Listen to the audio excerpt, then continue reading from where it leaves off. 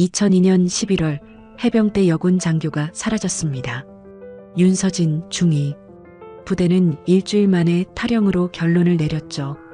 아버지에게 남은 것은 딸이 첫 월급으로 사준 손목시계 하나뿐이었습니다. 시계는 딸이 사라진 밤 11시 42분에 멈춰버렸죠. 13년이라는 시간이 흘러 세상이 바뀌는 동안에도 아버지는 그 시계를 고치지 않았습니다. 범인이 잡히는 날 고치겠다고 마음먹었기 때문이죠. 2015년 여름 포항 형산강 갈대밭에서 시멘트로 봉인된 통 하나가 발견됐습니다. 안에는 군복을 입은 백골이 들어있었죠. 13년 전 탈영 처리된 윤서진 중이었습니다. 그런데 탈영이 아니었습니다. 누군가 이 장교의 목숨을 빼앗고 시멘트에 가둬 강물에 버렸던 것이죠. 수사가 시작됐지만 당시 부대 기록은 이미 누군가의 손에 의해 파쇄된 뒤였습니다. 이 당시 공소시효 만료까지 남은 시간은 얼마 되지 않았습니다. 이 시간이 지나면 범인을 찾아내도 처벌할 수 없죠. 꽃다운 나이에 해병대라는 이름을 자랑스럽게 달았던 윤서진 중위. 대한민국을 위해 몸을 아끼지 않았던 그 장교에게 13년 만에 진실이 찾아올 수 있을까요? 아버지의 멈춘 시계는 다시 움직일 수 있을까요? 그날의 이야기 시작합니다. 2015년 7월 포항에는 사흘째 장맛비가 쏟아지고 있었습니다. 형산강 하구의 갈대밭은 불어난 물살에 허리까지 잠겼고 누렇게 뒤엉킨 갈대줄기 사이로 흙탕물이 거세게 빠져나가면서 강바닥에 속살이 여기저기 드러나고 있었죠. 그리고 장마가 그친 다음 날 새벽, 아직 해가 뜨기도 전이었습니다. 장말수는 고무장화를 질벅거리며 형산강 하구 쪽으로 걸어가고 있었습니다. 아이고, 장마가 강바닥을 홀랑 뒤집어 놨네. 장말순이 손전등으로 물가를 훑으며 혀를 끌끌 찼습니다. 올해 63, 이 근처에서 30년 넘게 장어 통발을 놓아온 어민이었죠. 장말순이 하류 쪽으로 방향을 틀어 손전등을 비췄을 때 갈대 사이 움푹 파인 도랑 안에서 뭔가가 있는 것을 발견했습니다. 저건 뭐고? 처음에는 장마에 떠내려온 쓰레기 더미인가 싶었습니다. 그런데 가까이 다가가서 손전등을 기울여 보니 갈대 뿌리와 검은 흙 사이로 회색빛 덩어리 하나가 반쯤 얼굴을 내밀고 있었죠. 표면이 울퉁불퉁하고 거친 것이 돌 같기도 했지만 모양이 너무 반듯했습니다. 사람 몸통만 한 크기에 양쪽 끝이 무언가로 막혀 있었고 한쪽은 흙 속에 반이나 처박혀 빼꼼히 고개만 내밀고 있었죠. 드럼통인가? 아닌데 이게 뭐고? 장말순이 양동이를 내려놓고 장화 끝으로 그 옆구리를 툭 걷어찼습니다. 돌도 아니고 쇠도 아닌 묵직하면서도 둔탁한 느낌이 발끝으로 올라왔죠. 장말순이 허리를 숙이고 손전등을 더 가까이 들이댔습니다. 표면에 얇게 낀 이끼를 손톱으로 긁어보니 안쪽에서 칙칙한 시멘트 빛깔이 드러났습니다. 시멘트 덩어리네. 누가 이런 걸 여다 갖다 버린 거라. 장말순이 고개를 갸웃하며 손전등으로 이쪽 저쪽을 비춰봤습니다. 막혀있는 양쪽 끝 중 한쪽은 매끈하게 발려 있었고 갈라진 틈 하나 없이 단단하게 봉인되어 있었죠. 누가 일부러 공을 들여 막아놓은 것이 분명했습니다. 그때 바람이 방향을 바꾸면서 코끝을 스치는 냄새가 달라졌습니다.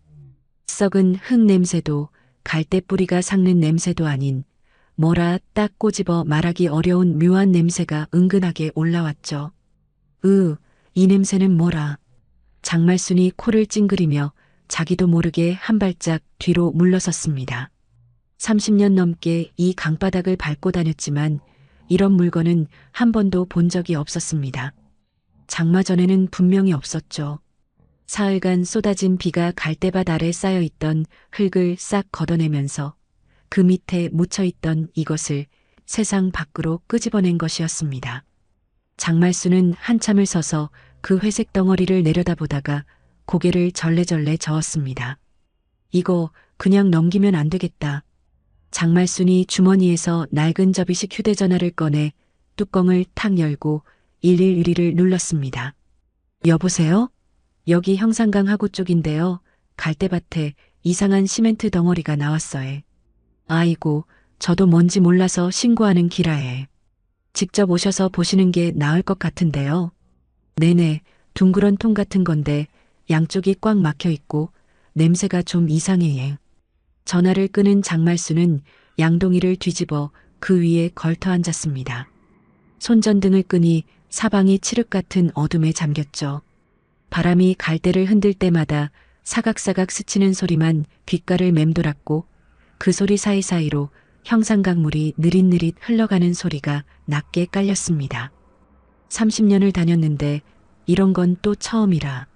장말순이 팔짱을 끼며 나지막이 중얼거렸습니다. 강 위로 물안개가 피어오르기 시작했고 동쪽 하늘 끝이 아주 희미하게 부옇게 밝아오고 있었죠. 45분쯤 지났을 때 강변 둑길 위로 파란 경광등 불빛 두 줄기가 어둠을 가르며 내려왔습니다. 포항남부경찰서 강력팀 소속 순찰차 한 대와 은색 감식 차량 한 대가 둑길 끝에 나란히 멈춰섰죠. 순찰차 운전석 문이 먼저 열리더니 키가 크고 마른 체격의 남자가 새벽 공기를 깊이 들이마시며 내렸습니다. 오정택 경감, 올해 52, 경찰에 발을 들인 지 28년째 되는 베테랑이었죠. 오정택은 뒷좌석에서 낡은 보온병을 꺼내 뚜껑을 돌려 열고 한 모금 마셨습니다. 둥굴레차 특유의 구수한 김이 새벽 공기 속으로 모락모락 피어올랐죠. 팀장님, 새벽부터 둥굴레차입니까? 뒤따라 내린 후배 형사 이동규가 잠이 덜 깬 얼굴을 비비며 툴툴거렸습니다. 커피는 위에 구멍을 내고 둥굴레차는 위를 살린다. 나이 먹으면 알게 돼. 오정택이 보온병 뚜껑을 도로 잠그며 대꾸했습니다. 이동규 형사가 피식 웃으며 트렁크에서 장화 두 켤레를 꺼냈고 뒤이어 감식 차량에서 감식반원 2명이 카메라와 장비 가방을 어깨에 걸치고 내렸죠. 둑길 아래 강변에서 장말순이 양동이 위에서 벌떡 일어나 손을 흔들었습니다. 여기에, 여기. 오정택이 장화를 신고 둑길 비탈을 미끄러지듯 내려가며 장말순 쪽으로 걸었습니다. 발밑으로 장마에 젖은 흙이 질척거렸고 갈대줄기가 장화에 감기며 걸음을 붙잡았죠. 신고하신 분이시죠? 예, 통발 걷다가 발견했는데 저는 30년 여기 다녔어도 저런 건 처음 봤어요. 장말순이 손전등으로 도랑 쪽을 가리켰습니다. 오정택이 손전등을 켜고 도랑 앞에 쪼그려 앉았습니다. 불빛이 회색 덩어리의 표면을 천천히 훑었죠. 오정택은 아무 말 없이 한참을 들여다보더니 장갑을 끼고 표면을 손끝으로 톡톡 두드렸습니다. 시멘트통이네.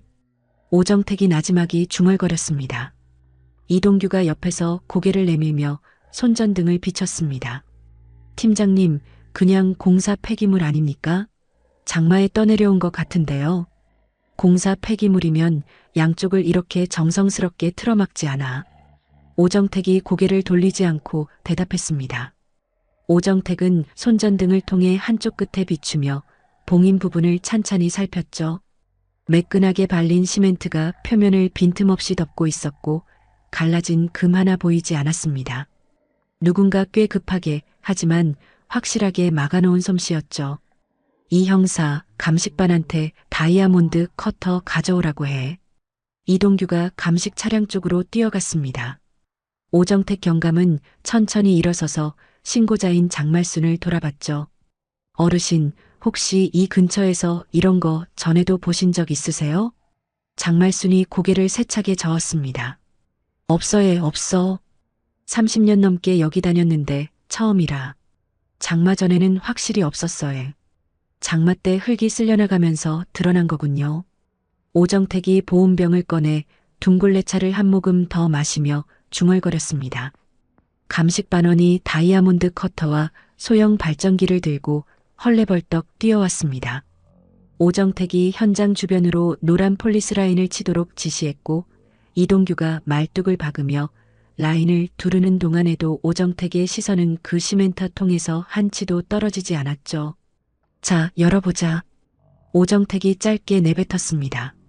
감식반원이 커터날을 봉인 부분에 대고 발전기 전원을 올렸죠.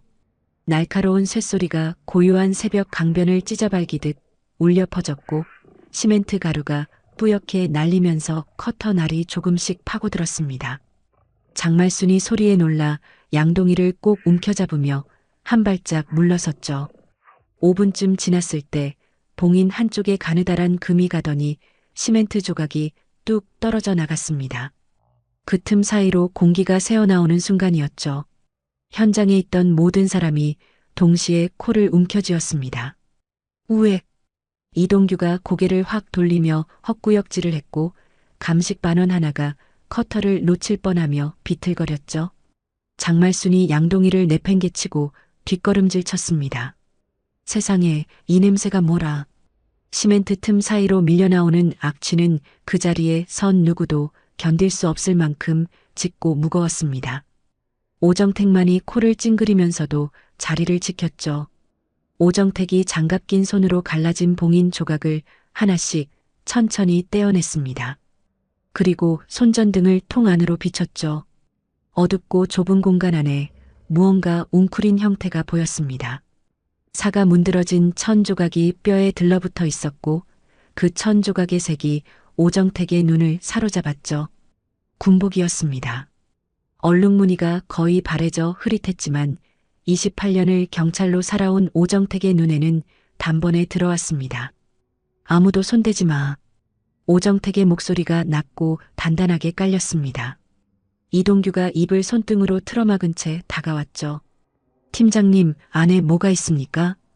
오정택이 대답 대신 손전등 불빛을 아래쪽으로 천천히 내렸습니다. 목뼈 부근에 금속줄 하나가 걸려 있었죠.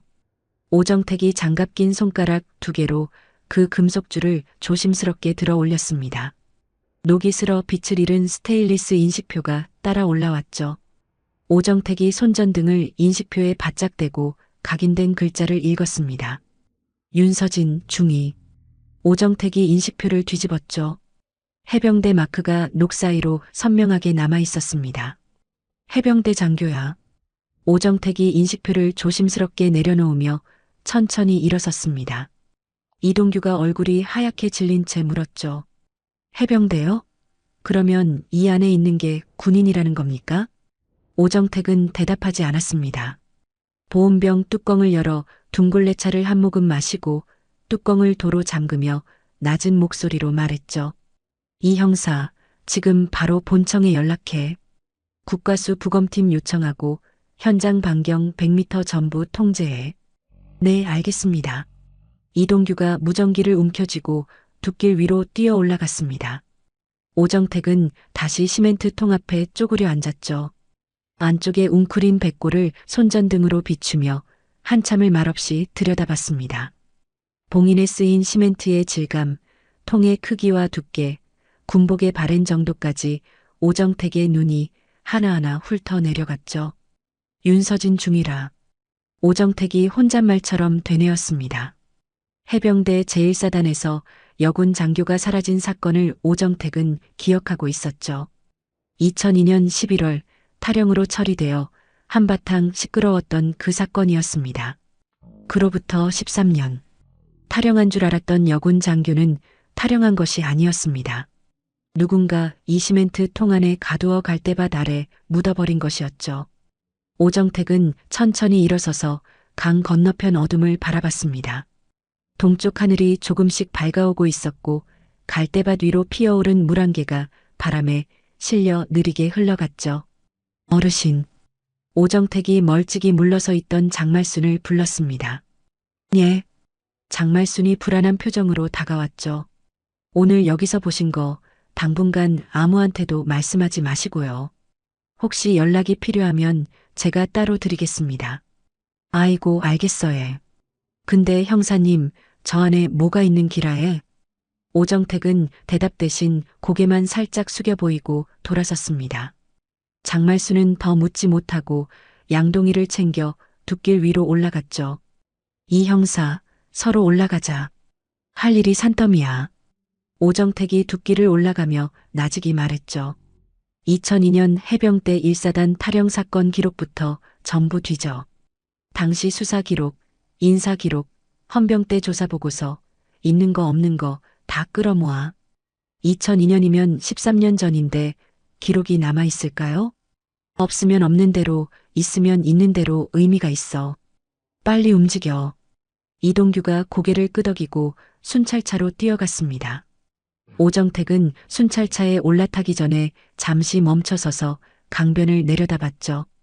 갈대밭 사이로 시멘트통이 드러나 있던 자리에는 노란 폴리스라인만 바람에 펄럭이고 있었고 그 너머로 형산강이 아무 일도 없었다는 듯 유유히 흘러가고 있었습니다. 13년. 오정택이 주머니에 손을 찔러 넣으며 중얼거렸습니다. 대체 누가 왜? 오정택은 차에 올라타며 시동을 걸었습니다. 포항남부경찰서까지 가는 20분 남짓한 길 위에서 오정택은 한마디도 하지 않았죠. 다만 백미러에 비치는 형산강 하구가 점점 작아지는 것을 한번 돌아봤을 뿐이었습니다. 포항남부경찰서 3층 형사과 사무실.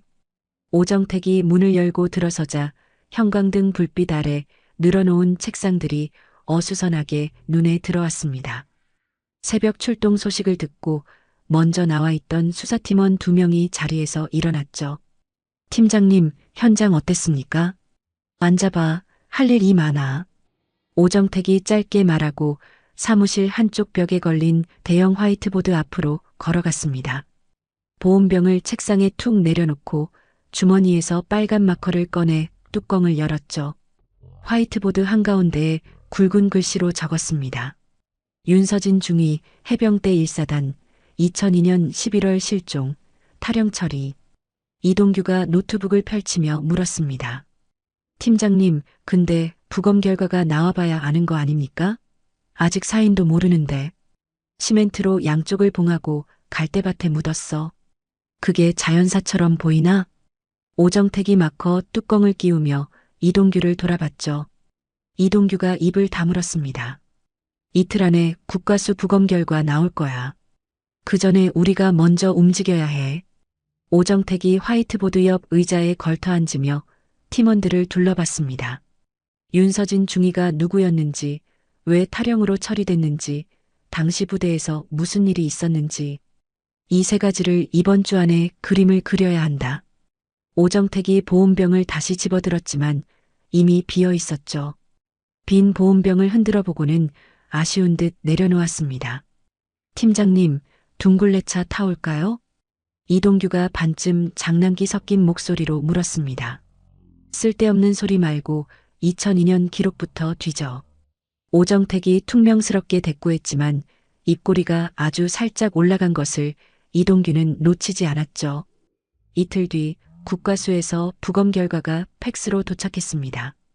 오정택이 형사과 사무실 팩스기 앞에서 종이가 나오기를 기다렸다가 나오자마자 낚아채듯 집어들었죠. 보고서의 핵심 문장에 오정택의 눈이 딱 멈췄습니다.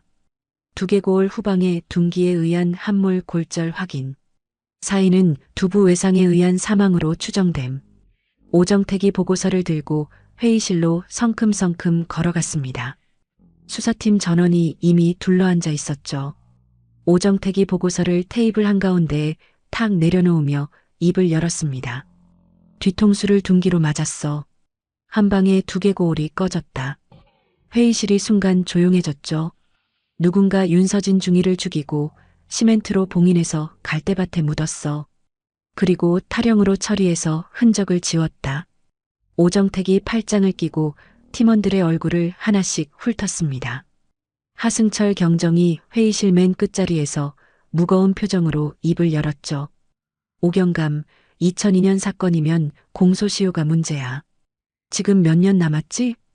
오정택이 손가락을 꼽았습니다. 2002년 11월 기준으로 공소시효가 15년입니다. 2017년 11월이 마지노선이죠. 그러면 2년 반도 안 남았잖아. 하승철 경정이 미간을 찌푸렸습니다. 오정택 경감은 한숨을 푹 쉰 뒤 보온병에서 둥글레차를 한 모금 마시고 내려놓으며 말했습니다. 지금부터는 시간과의 싸움이야. 회의실에 무거운 침묵이 내려앉았죠. 오정택은 자리에서 일어나 화이트보드 앞으로 갔습니다. 빨간 마커로 2017년 11월이라고 크게 적고 그 옆에 동그라미를 쳤죠. 이 날짜가 지나면 끝이야. 범인이 눈앞에 있어도 손가락 하나 못 대. 오정택이 마커 뚜껑을 끼우며 팀원들을 돌아봤습니다. 자, 움직이자. 회의가 끝나고 수사팀이 흩어진 뒤 오정택은 혼자 회의실에 남았습니다. 창 밖으로 포항 시내에 오후 햇살이 쏟아져 들어왔지만 오정택의 표정에는 그늘이 짙게 드리워져 있었죠. 오정택은 주머니에 손을 찔러 넣고 회의실을 나와 복도를 걸었습니다. 계단을 올라 형사과 사무실로 향하면서 나지막이 중얼거렸죠. 공소시효 2년 반 남았네. 이번에 놓치면 끝이야. 오정택은 사무실 문을 열고 자기 자리에 앉았습니다. 책상 위에 놓인 빈 보온병을 집어들었다가 내려놓고 서랍에서 둥글레차 티백을 꺼내 탕비실로 향했죠. 긴 수사의 첫발이 떼어졌습니다. 수사가 시작되고 닷새째 되는 날이었습니다. 오정택은 새벽 6시에 눈을 떴고 출근길에 편의점에서 둥글레차 티백 한 묶음을 사들고 포항남부경찰서에 도착했죠. 사무실에는 이동규가 먼저 나와 있었습니다. 모니터 앞에 코를 박고 키보드를 두드리던 이동규가 오정택을 보자마자 의자째 몸을 확 돌렸죠. 팀장님, 2002년 해병대 1사단 관련 기록을 요청했는데 답이 좀 이상합니다. 이상하다니? 오정택이 보온병에 뜨거운 물을 붓고 티백을 넣으며 되물었습니다. 해병대사령부 기록보관소에 공문을 보냈거든요. 윤서진 중위 관련 인사기록, 헌병대 조사보고서, 작전일지 전부 요청했는데요. 이동규가 모니터에 띄워놓은 회신 문서를 손가락으로 톡톡 쳤죠. 2002년 1사단 자료는 해당 연도 화재로 소실되어 보관 중인 기록이 없다. 이렇게 딱 한 줄 왔습니다. 화재? 오정택이 보온병 뚜껑을 잠그다 말고 멈췄습니다. 네, 2003년 3월에 기록보관소 일부 구역에서 화재가 발생했고 2002년도 1사단 관련 서류가 전소됐다고 합니다. 오정택은 보온병을 책상에 내려놓고 회신 문서를 찬찬히 읽었죠. 한참을 들여다보더니 고개를 천천히 기울였습니다. 사건이 2002년 11월이고 기록이 불탄 게 2003년 3월이야. 넉 달 차이밖에 안 나네. 그러니까요. 타이밍이 너무 딱 맞아떨어지는 거 아닙니까? 이동규가 팔짱을 끼며 미간을 찌푸렸습니다. 오정택은 대답 대신 서랍에서 수첩을 꺼내 뭔가를 적었습니다. 그리고 수화기를 들어 번호를 눌렀죠. 여보세요. 포항남부경찰서 강력팀 오정택 경감입니다. 화성소방서 화재 조사과 좀 연결해 주십시오. 이동규가 고개를 갸웃하며 바라봤습니다. 화성소방서요? 왜 거기에 전화하십니까? 해병대사령부가 경기도 화성에 있잖아. 2003년 3월에 정말로 화재가 났다면 소방서에 출동 기록이 있어야지. 오정택이 수화기를 귀에 댄 채 담담하게 대답했죠. 잠시 후 전화가 연결되었고 오정택은 날짜와 주소를 불러주며 출동 기록 조회를 요청했습니다. 3분쯤 기다렸을 때 수화기 너머로 돌아온 대답에 오정택의 눈이 가늘어졌죠. 알겠습니다. 감사합니다. 오정택이 수화기를 내려놓았습니다. 뭐래요? 이동규가 몸을 앞으로 쑥 내밀었죠. 2003년 3월 해병대사령부 기록보관소 주소로 화재 출동 기록 없음. 없다고요? 소방서에 기록이 없어. 2003년 1월부터 6월까지 해당 주소로 출동한 적이 단 한 건도 없다. 오정택이 수첩에 화재 기록 없음이라고 굵게 적으며 밑줄을 그었습니다. 불이 나지도 않았는데 화재로 소실됐다? 그러면 누군가 거짓말을 하고 있는 거네요. 이동규가 의자 등받이를 탁 치며 말했죠. 거짓말이 아니라 기록을 없앤 거야. 불탓으로 돌려서. 오정택이 보온병을 집어들고 둥글레차를 한 모금 마셨습니다. 이동규, 압수수색 영장 준비해. 해병대사령부 기록보관소 직접 간다. 직접요? 거기가 순순히 문을 열어줄까요? 영장이 있으면 열어줘야지. 안 열면 부수고 들어가면 되고. 오정택이 재킷을 집어들며 자리에서 일어났죠. 이틀 뒤 오정택은 압수수색 영장을 품 안에 넣고 경기도 화성으로 향했습니다. 오정택과 이동규, 수사팀원 한 명까지 셋이서 포항을 새벽에 출발해 4시간을 달렸죠. 오전 10시 해병대사령부 정문 앞에 순찰차가 멈춰 섰습니다. 위병소에서 헌병이 나와 신분증과 영장을 확인했고 무전으로 내부의 연락을 취한 뒤에야 차량 출입이 허가되었죠. 기록보관소는 사령부 부지 안쪽 콘크리트 외벽에 페인트가 군데군데 벗겨진 2층짜리 건물이었습니다. 오정택이 차에서 내리자 건물 앞에 기록보관소 관리 담당 부사관이 차려 자세로 서 있었죠. 안녕하십니까? 기록보관소 관리 담당 김하사입니다. 오정택 경감입니다. 영장 확인하셨죠? 네, 확인했습니다. 안으로 안내하겠습니다. 김하사가 앞장서서 건물 안으로 들어갔습니다. 2002년 1사단 자료는 어디 있습니까? 오정택이 통로를 걸으며 물었죠. 김하사가 한참을 안쪽으로 걸어가다 멈춰 섰습니다. 다른 선반에는 상자가 빽빽하게 들어차 있었지만 그 한 칸만 유독 깨끗하게 비어 있었습니다. 먼지조차 없었죠. 여기입니다. 2002년도 1사단 자료가 보관되어 있던 자리인데 말씀드린 대로 2003년 화재 때 전부 소실되었습니다. 김하사가 빈 선반을 손으로 가리키며 설명했습니다. 오정택은 아무 말 없이 빈 선반 앞에 섰죠. 장갑을 끼고 선반 안쪽을 손끝으로 쓱 훑었습니다. 손끝에 먼지가 거의 묻어나지 않았죠. 화재로 탔다면 그을음이나 탄 자국이 있어야 할 텐데. 오정택이 선반 위를 손전등으로 비추며 나지막이 말했습니다. 그런 흔적은 하나도 없네요. 이동규가 옆 선반과 비교하며 고개를 끄덕였죠. 옆 선반은 오래된 먼지가 두텁게 쌓여 있었고 상자 표면도 누렇게 변색되어 있었지만 빈 선반은 누가 최근에 닦아낸 것처럼 깔끔했습니다. 이 선반 화재 이후에 청소한 적 있습니까? 아닙니다. 저희가 따로 손댄 적은 없습니다. 그런데 옆 선반은 먼지가 손가락 한마디만큼 쌓여 있고 이 선반만 깨끗해요. 이상하지 않습니까? 김하사가 입을 달싹거리다 시선을 아래로 떨어뜨렸습니다. 저는 2010년에 보직을 받아서 부임했습니다. 그 이전 일은 잘 모릅니다. 그러면 2003년 당시 이 보관소를 관리했던 사람이 누구였습니까? 오정택이 수첩을 꺼내며 물었죠. 김하사가 관리대장을 가져오겠다며 사무실 쪽으로 사라졌습니다. 오정택은 그 사이에 빈 선반 주변을 꼼꼼히 살폈죠. 선반 뒤쪽 벽면에 손전등을 비추자 콘크리트 벽에 작은 글씨가 연필로 적혀 있었습니다. 이 1사단 인사, 헌병, 작전일지, 24상자. 이동규, 이거 찍어. 이동규가 카메라 셔터를 눌렀죠. 24상자 분량의 기록이 통째로 사라진 것이었습니다. 김하사가 두꺼운 가죽 표지의 관리대장을 들고 돌아왔습니다. 오정택이 대장을 받아 2003년 기록을 펼쳤죠. 3월 페이지에 짧은 기록이 적혀 있었습니다. 2003년 3월 12일 비구역 2열 화재 발생으로 보관 자료 소실. 소실 범위 2002년도 1사단 인사, 헌병, 작전일지 일체. 그 아래에 서명이 있었죠. 관리 담당 이장호 상사. 오정택이 이장호라는 이름을 수첩에 적고 밑줄을 2번 그었습니다. 이 사람 이장호 상사.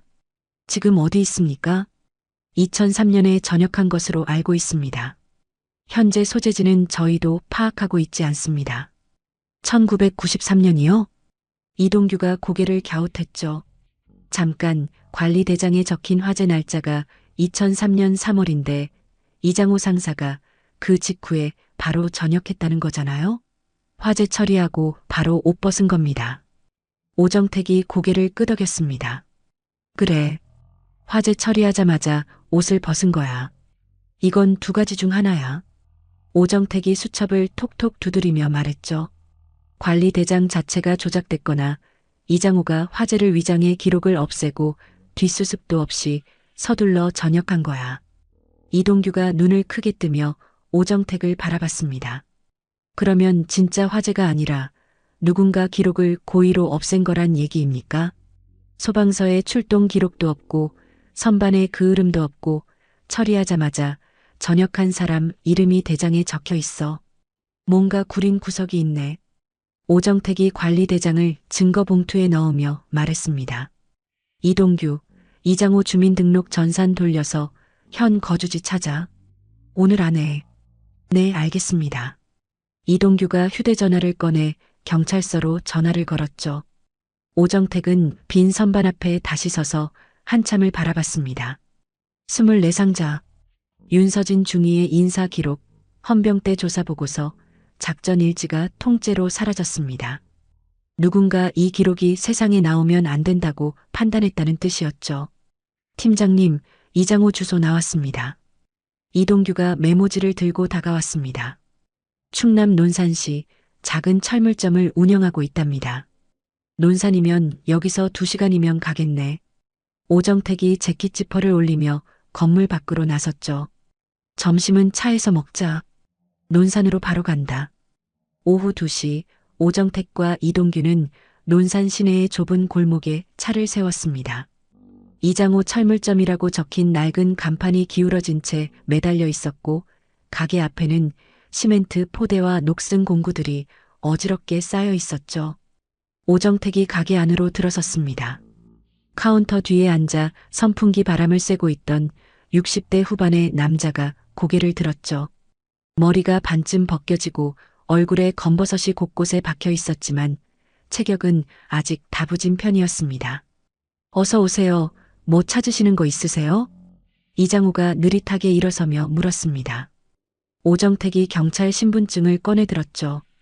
포항남부경찰서 강력팀 오정택 경감입니다. 이장호 씨 맞으시죠? 이장호의 표정이 순간 굳었습니다. 하지만 이내 억지로 미소를 만들어 붙이며 대답했죠. 네, 맞습니다만. 경찰서에서 무슨 일로 여기까지 오셨습니까? 해병대사령부 기록보관소에서 근무하셨죠? 2002년 1사단 자료 관리도 맡으셨고요. 이장호가 카운터 위에 볼트 상자를 쓸데없이 만지작거렸습니다. 오래된 일이라 가물가물합니다만 기록보관소에서 근무한 건 맞습니다. 그러면 2003년 3월에 보관소 화재가 있었다는 기록도 아시겠네요. 오정택이 주머니에서 관리대장 복사본을 꺼내 카운터 위에 펼쳤습니다. 이장호의 시선이 자기 이름이 적힌 줄에 닿자 볼트 상자를 만지던 손이 딱 멈췄죠. 이장호 상사 서명이라고 되어 있는데 이거 본인이 쓴 겁니까? 이장호가 입술을 달싹거리다 시선을 바닥으로 떨어뜨렸습니다. 그게 워낙 오래전 일이라. 이장호 씨는 1993년에 전역하셨습니다. 그런데 2003년 관리대장에 본인 이름이 적혀 있어요. 전역하고 10년이나 지난 뒤에 문서에 왜 본인 서명이 들어가 있습니까? 이장호가 입을 꾹 다물었죠. 카운터 뒤 벽에 걸린 시계의 초침 소리만 똑딱똑딱 울렸습니다. 이장호 씨, 여기서 말씀하시기 불편하시면 경찰서로 모시겠습니다. 편하신 쪽으로 하시죠. 오정택이 한 발짝 다가서며 낮은 목소리로 말했습니다. 이장호가 한참을 침묵하다 길게 한숨을 내쉬었죠. 안쪽으로 들어오시죠. 이장호가 카운터 옆문을 열고 가게 뒤쪽의 좁은 사무실로 안내했습니다.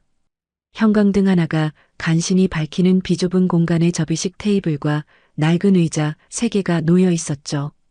이장호가 의자에 털썩 앉으며 두 손으로 얼굴을 쓸었습니다. 오정택과 이동규가 맞은편에 나란히 앉았죠. 오정택은 서두르지 않았습니다. 보온병을 꺼내 뚜껑을 열고 둥글레차를 한 모금 마신 뒤 이장호가 입을 열기를 기다렸죠. 솔직히 말씀드리겠습니다. 이장호가 마른 침을 삼키며 겨우 입을 떼었습니다. 화재는 없었습니다. 이동규가 몸을 앞으로 쑥 내밀었죠. 없었다고요? 불이 난 적이 없어요. 저는 전역 전에 상부 지시를 받고 2002년도 1사단 관련 서류를 전부 파쇄하고 소각했습니다. 이장호의 목소리가 갈라졌습니다. 파쇄하고 소각했다. 직접 하신 겁니까? 오정택이 보온병을 내려놓으며 물었죠. 네. 인사기록, 헌병대 조사보고서, 작전일지, 전부요. 상자째로 가져다가 부대 뒤편 소각장에서 태웠습니다. 24상자를 전부 밤새 걸렸습니다. 혼자서 태우니까 이장우가 고개를 떨구며 두 손을 깍지 꼈습니다. 손가락 마디가 하얗게 질릴 정도로 꽉 쥐고 있었죠. 오정택이 수첩에 적으며 물었습니다. 누가 지시했습니까? 공문이 내려왔어요. 어디에서요? 사령부 인사참모부 명의였습니다. 보안 등급 재분류에 따른 폐기 조치라고 적혀 있었어요.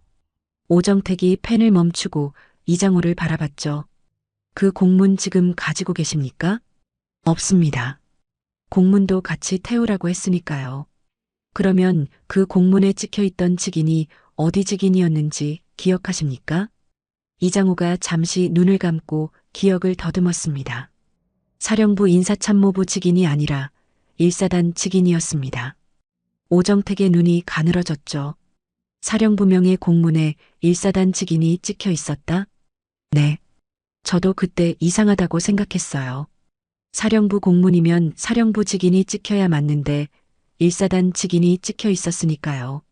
그런데 왜 그냥 실행하셨습니까? 이장우가 자조적인 웃음을 흘렸습니다. 군대에서 아랫사람이 윗선 공문에 토를 달 수 있습니까? 보안 관련 지시인데 군말 없이 처리하라고 했어요. 안 하면 영창이고 전역 불이익이고 별짓을 다 당할 판이었습니다. 오정택은 수첩을 덮지 않고 한 가지를 더 물었죠. 그 공문을 전달한 사람은 누구였습니까? 직접 받으셨습니까? 아니면 다른 사람을 통해서? 이장우가 이마를 짚으며 기억을 쥐어짰습니다. 직접 받은 건 아니고 1사단 인사과에서 파견 나온 군무원이 봉투에 넣어서 가져왔어요. 이름은 기억이 안 나는데 40대 초반이었고 안경을 쓰고 있었습니다. 오정택이 수첩에 1사단 인사과 군무원 40대 초반 안경이라고 적었죠. 혹시 그 사람이 왜 이걸 태워야 하는지 설명을 해줬습니까? 아니요. 공문 전달하고 바로 갔습니다. 한마디도 안 했어요. 저 불이익 받는 건 없는 거죠? 이장우가 고개를 저었습니다. 오정택은 수첩을 접어 주머니에 넣고 자리에서 일어섰죠. 이장우 씨, 오늘 말씀해 주신 내용은 전부 진술조서로 작성해야 합니다. 내일 포항남부경찰서로 출석해 주십시오. 이장우가 힘없이 고개를 끄덕였습니다. 오정택은 가게를 나서며 뒤를 한번 돌아봤죠. 이장우가 카운터에 두 팔을 짚고 고개를 숙인 채 서 있었습니다. 어깨가 미세하게 떨리고 있었죠. 가게 밖으로 나온 오정택이 차에 올라타며 보온병을 꺼냈습니다. 이동규가 조수석에 앉으며 흥분한 목소리로 말했죠. 팀장님, 이거 확실하지 않습니까? 누군가 조직적으로 기록을 없앤 겁니다. 1사단 내부에서 조직적으로 없앴는데 사령부 이름을 빌렸어. 사령부는 모르는 일이고 1사단 직인이 찍혀 있었다는 건 1사단 안에서 사령부 명의를 도용해서 공문을 만들었다는 뜻이야. 오정택이 둥글레차를 한 모금 마시며 시동을 걸었습니다. 그 정도 짓을 할 수 있는 사람이면 상당한 계급이야. 이등병이나 하사가 사령부 명의로 공문을 만들 수는 없으니까. 그러면 누굽니까? 최소 영관급 이상 아닙니까? 아직 몰라. 하지만 실마리가 생겼어. 오정택이 차를 출발시키며 말했죠. 2002년 당시 1사단 인사참모부 직인 관리자가 누구였는지, 그리고 인사과에서 기록보관소로 파견 나온 군무원이 누구였는지. 이 두 사람을 찾으면 윗선이 보여. 차가 논산 시내를 벗어나 고속도로 진입로에 올라섰습니다. 오정택은 운전대를 잡은 채 한동안 말이 없었죠. 이동규가 조수석에서 노트북을 펼치며 물었습니다. 팀장님, 하나만 더 여쭤도 됩니까? 뭔데? 기록을 왜 없앴을까요? 윤서진 중위가 탈영한 거로 이미 종결된 사건인데 굳이 기록까지 없앨 필요가 있었을까요? 오정택이 백미러를 한번 흘긋 보고 대답했습니다. 탈영으로 종결한 건 거짓말이니까. 거짓말의 흔적이 기록에 남아있으면 나중에 뒤집힐 수 있잖아. 그래서 아예 기록 자체를 태워버린 거군요. 태워서 없앴는데 관리대장에 화재라고 적어놓은 건 또 실수야. 소방서 기록이랑 대조하면 바로 들통나는 건데 그걸 신경 쓸 여유가 없었다는 뜻이지. 오정택이 보온병 뚜껑을 한 손으로 돌려 열며 말했습니다. 급했던 거야. 뭔가에 쫓기듯이. 포항남부경찰서에 도착한 것은 저녁 7시가 넘어서였죠. 오정택은 형사과 사무실로 곧장 올라가 화이트보드 앞에 섰습니다. 기존에 적어놓은 윤서진 중이 2002년 11월 타령 처리 아래에 빨간 마커로 새로운 줄을 추가했죠. 기록 소실 거짓, 이장호 상사 증언, 상부 지시로 파쇄 소각, 1사단 직인 도용. 그 아래에 또 한 줄을 적었습니다. 다음 목표 2002년 1사단 인사참모부 직인 관리자, 기록보관소 파견 군무원 신원 확인. 오정택이 마커 뚜껑을 끼우고 한 발짝 물러서서 화이트보드 전체를 바라봤습니다. 갈대밭의 시멘트통에서 시작된 실타래가 한 올씩 풀리고 있었죠. 누군가 윤서진 중위를 죽이고 시멘트로 봉인해서 묶고 타령으로 위장하고 기록까지 태워 없앴습니다. 한 사람이 할 수 있는 일이 아니었죠. 이 형사 내일 아침까지 2002년 해병대 1사단 지휘관 명단 전부 뽑아놔. 사단장부터 대대장까지 다. 이동규가 고개를 끄덕이고 자리에 앉았습니다. 수사는 이제 겨우 시작이었고 시간은 멈추지 않고 흐르고 있었죠. 다음 날 아침 오정택이 사무실에 들어섰을 때 이동규의 책상 위에는 출력물이 가지런히 놓여 있었습니다. 2002년 해병대 1사단 지휘관 명단. 사단장부터 연대장, 대대장까지 이름과 계급, 보직 기간이 빼곡하게 정리되어 있었죠. 오정택이 출력물을 집어들고 한 장씩 넘기려는데 이동규가 자리에서 일어나며 다가왔습니다. 팀장님, 명단은 다 뽑았는데요. 그것보다 먼저 보셔야 할 게 있습니다. 뭔데? 아래층 민원실에 윤서진 중위 유가족이라는 분이 와 계십니다. 아버지와 남동생이래요. 오정택이 출력물을 책상에 내려놓았습니다. 언제부터? 경비실 말로는 새벽 6시에 오셔서 문 열기만 기다리셨다고 합니다. 오정택은 보온병도 내려놓지 못한 채 재킷을 다시 집어들었죠. 1층으로 내려가는 계단을 오정택이 성큼성큼 걸었습니다. 민원실 대기 의자에 두 사람이 나란히 앉아 있었죠. 한 사람은 허리가 굽은 70대 노인이었고 그 옆에는 40대 초반으로 보이는 남자가 노인의 팔을 부축하듯 잡고 앉아 있었습니다. 노인은 두 눈을 가늘게 뜨고 정면을 바라보고 있었지만 초점이 어딘가 먼 곳에 가 있는 것처럼 흐릿했죠. 오정택이 두 사람 앞에 다가가 허리를 숙였습니다. 윤서진 중위 아버님이시죠? 포항남부경찰서 강력팀장 오정택 경감입니다. 노인이 천천히 고개를 돌렸죠. 눈을 찡그리며 오정택의 얼굴을 더듬듯 바라봤습니다. 아버지, 수사 담당하시는 팀장님이래요. 옆에 남자가 노인의 귀에 대고 또박또박 말했죠. 윤재훈, 윤서진 중위의 남동생이었습니다. 아, 네네. 윤병우가 떨리는 손으로 대기의자 팔걸이를 짚고 일어서려 했습니다. 오정택이 얼른 한쪽 팔을 받쳤죠. 앉아 계십시오, 아버님. 여기서 말씀 나누셔도 됩니다. 아닙니다. 서서 인사를 드려야지요. 윤병우가 고집스럽게 일어섰습니다. 다리가 후들거렸지만 윤재훈이 옆에서 팔을 잡아주자 겨우 몸을 세웠죠. 노인은 오정택을 향해 꾸벅 고개를 숙였습니다. 고맙습니다. 우리 서진이를 찾아주셔서. 목소리가 갈라졌지만 한 글자 한 글자에 힘을 주어 또렷하게 말했죠. 오정택은 아무 말도 하지 못하고 고개만 숙였습니다. 이쪽으로 오시죠. 편하게 앉아서 말씀드리겠습니다. 오정택이 두 사람을 2층 면담실로 안내했습니다. 좁지만 깨끗한 방에 네모난 테이블과 의자 4개가 놓여 있었고 창으로 오전 햇살이 비스듬히 들어오고 있었죠. 윤재훈이 아버지를 부축해 의자에 앉혔습니다.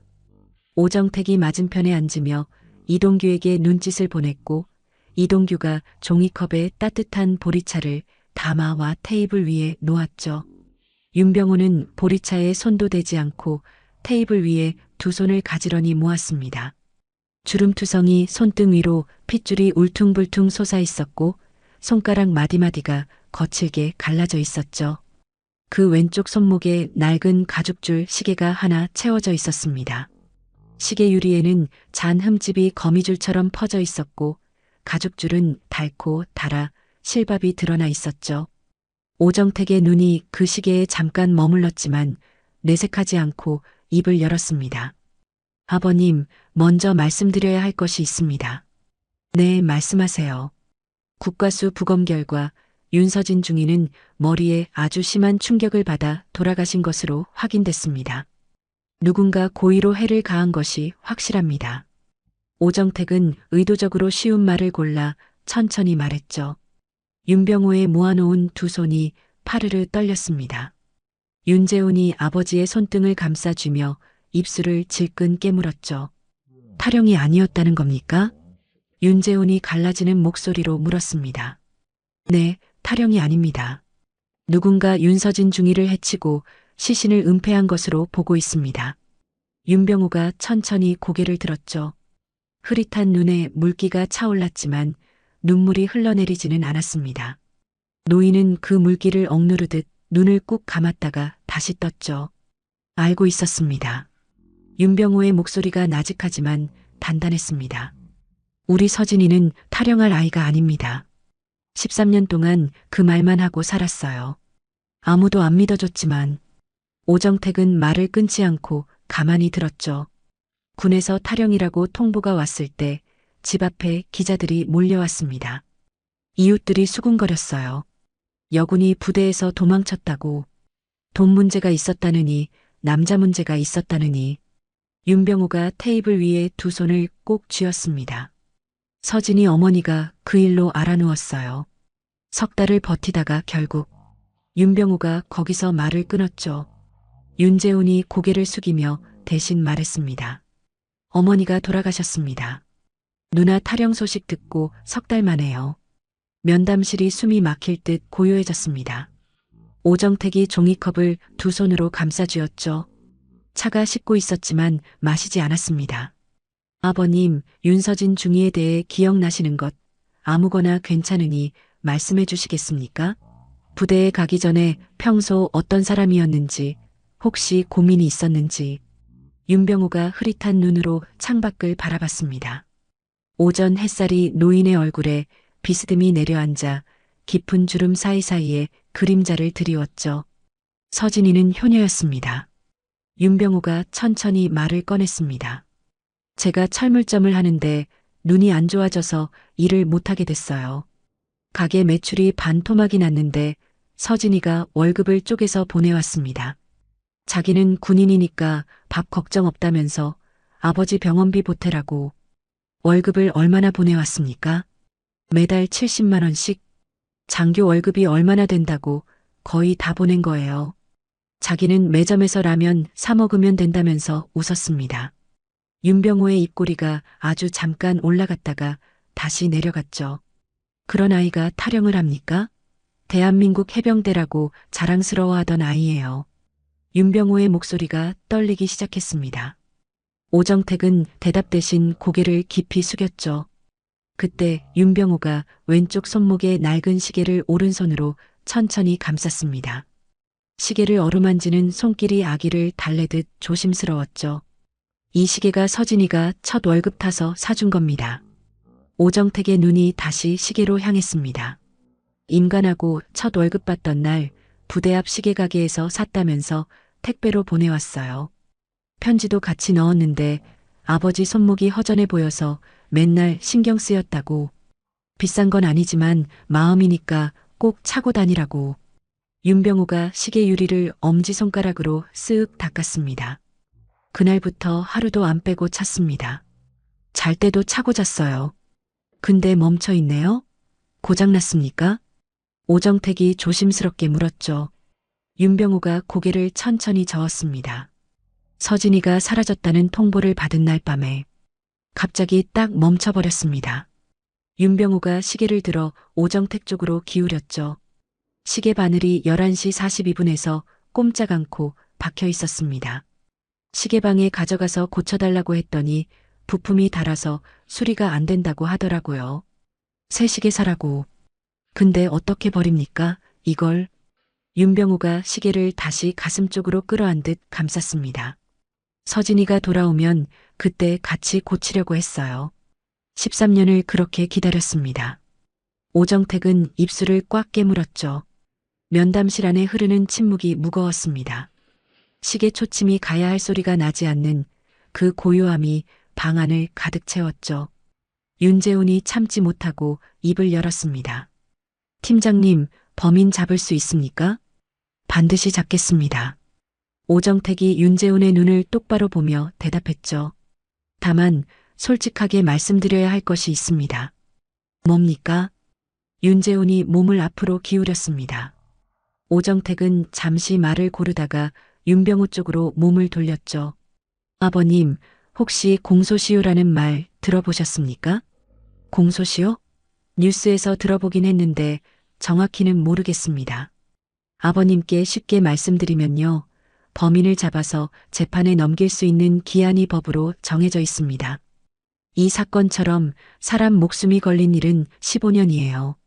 15년 안에 범인을 잡아서 검찰이 법원에 재판을 신청하지 못하면 그 뒤로는 범인을 찾아내도 처벌할 수가 없습니다. 윤병호의 흐릿한 눈이 오정택을 향했죠. 그게 무슨 말입니까? 사람을 죽여놓고 15년만 버티면 풀려난다는 겁니까? 법이 그렇게 되어 있습니다, 아버님. 윤병호의 손이 테이블 위에서 부르르 떨렸습니다. 그러면 우리 서진이 사건은 얼마나 남은 겁니까? 2002년 11월이 사건 시점이니까 2017년 11월이 마지막입니다. 지금부터 2년 반도 채 남지 않았습니다. 윤병호가 멈춘 시계를 내려다봤습니다. 11시 42분에 박혀있는 바늘을 한참 바라보더니 갈라진 입술 사이로 낮은 목소리가 흘러나왔죠. 시계도 멈추고 시간도 다 돼간다는 겁니까? 오정택은 대답하지 못했습니다. 윤재훈이 주먹을 불끈 쥐며 목소리를 높였죠. 형사님, 제발 부탁드립니다. 누나는 13년 동안 탈영병 취급을 받았습니다. 어머니는 그것 때문에 돌아가셨고요. 아버지는 시력을 거의 잃으면서도 이 시계 하나 붙들고 버텼습니다. 범인이 죗값을 받지 않으면 우리 가족은 어떻게 살아갑니까? 그런 일은 없도록 하겠습니다. 오정택이 낮지만 힘 있는 목소리로 말했습니다.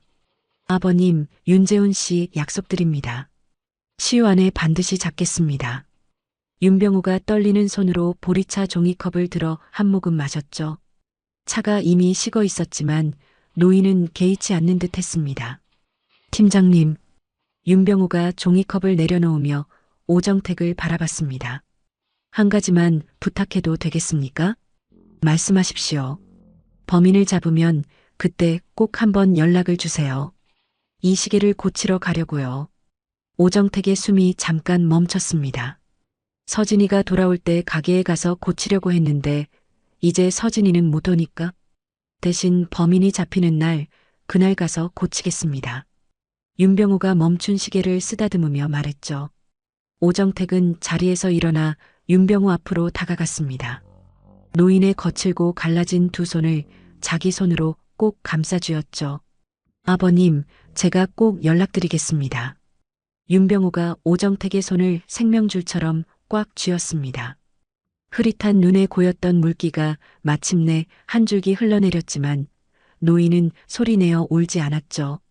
면담이 끝나고 윤재훈이 아버지를 부축해 복도로 나섰습니다.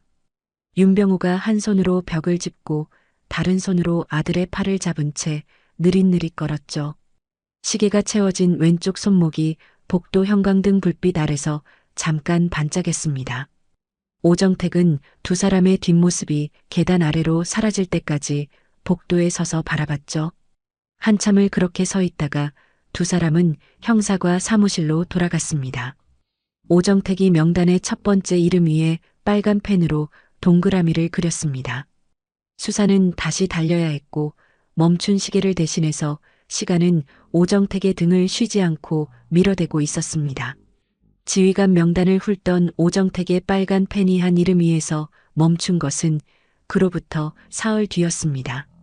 2002년 당시 1사단 군수참모부 소속 통신병 목록을 뒤지다가 윤서진 중위와 같은 시기에 복무한 병사 중 전역 후 행적이 끊긴 인물이 딱 한 명 나왔죠. 임기훈. 2002년 당시 23살 통신병으로 복무하다 2003년 2월에 만기 전역했고 전역 이후 주민등록 주소가 4번이나 바뀌어 있었습니다.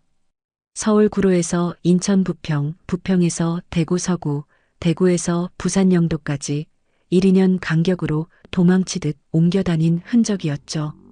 이 형사, 임기훈 현재 주소 확인해봐. 부산 영도가 마지막인데 아직 거기 있는지.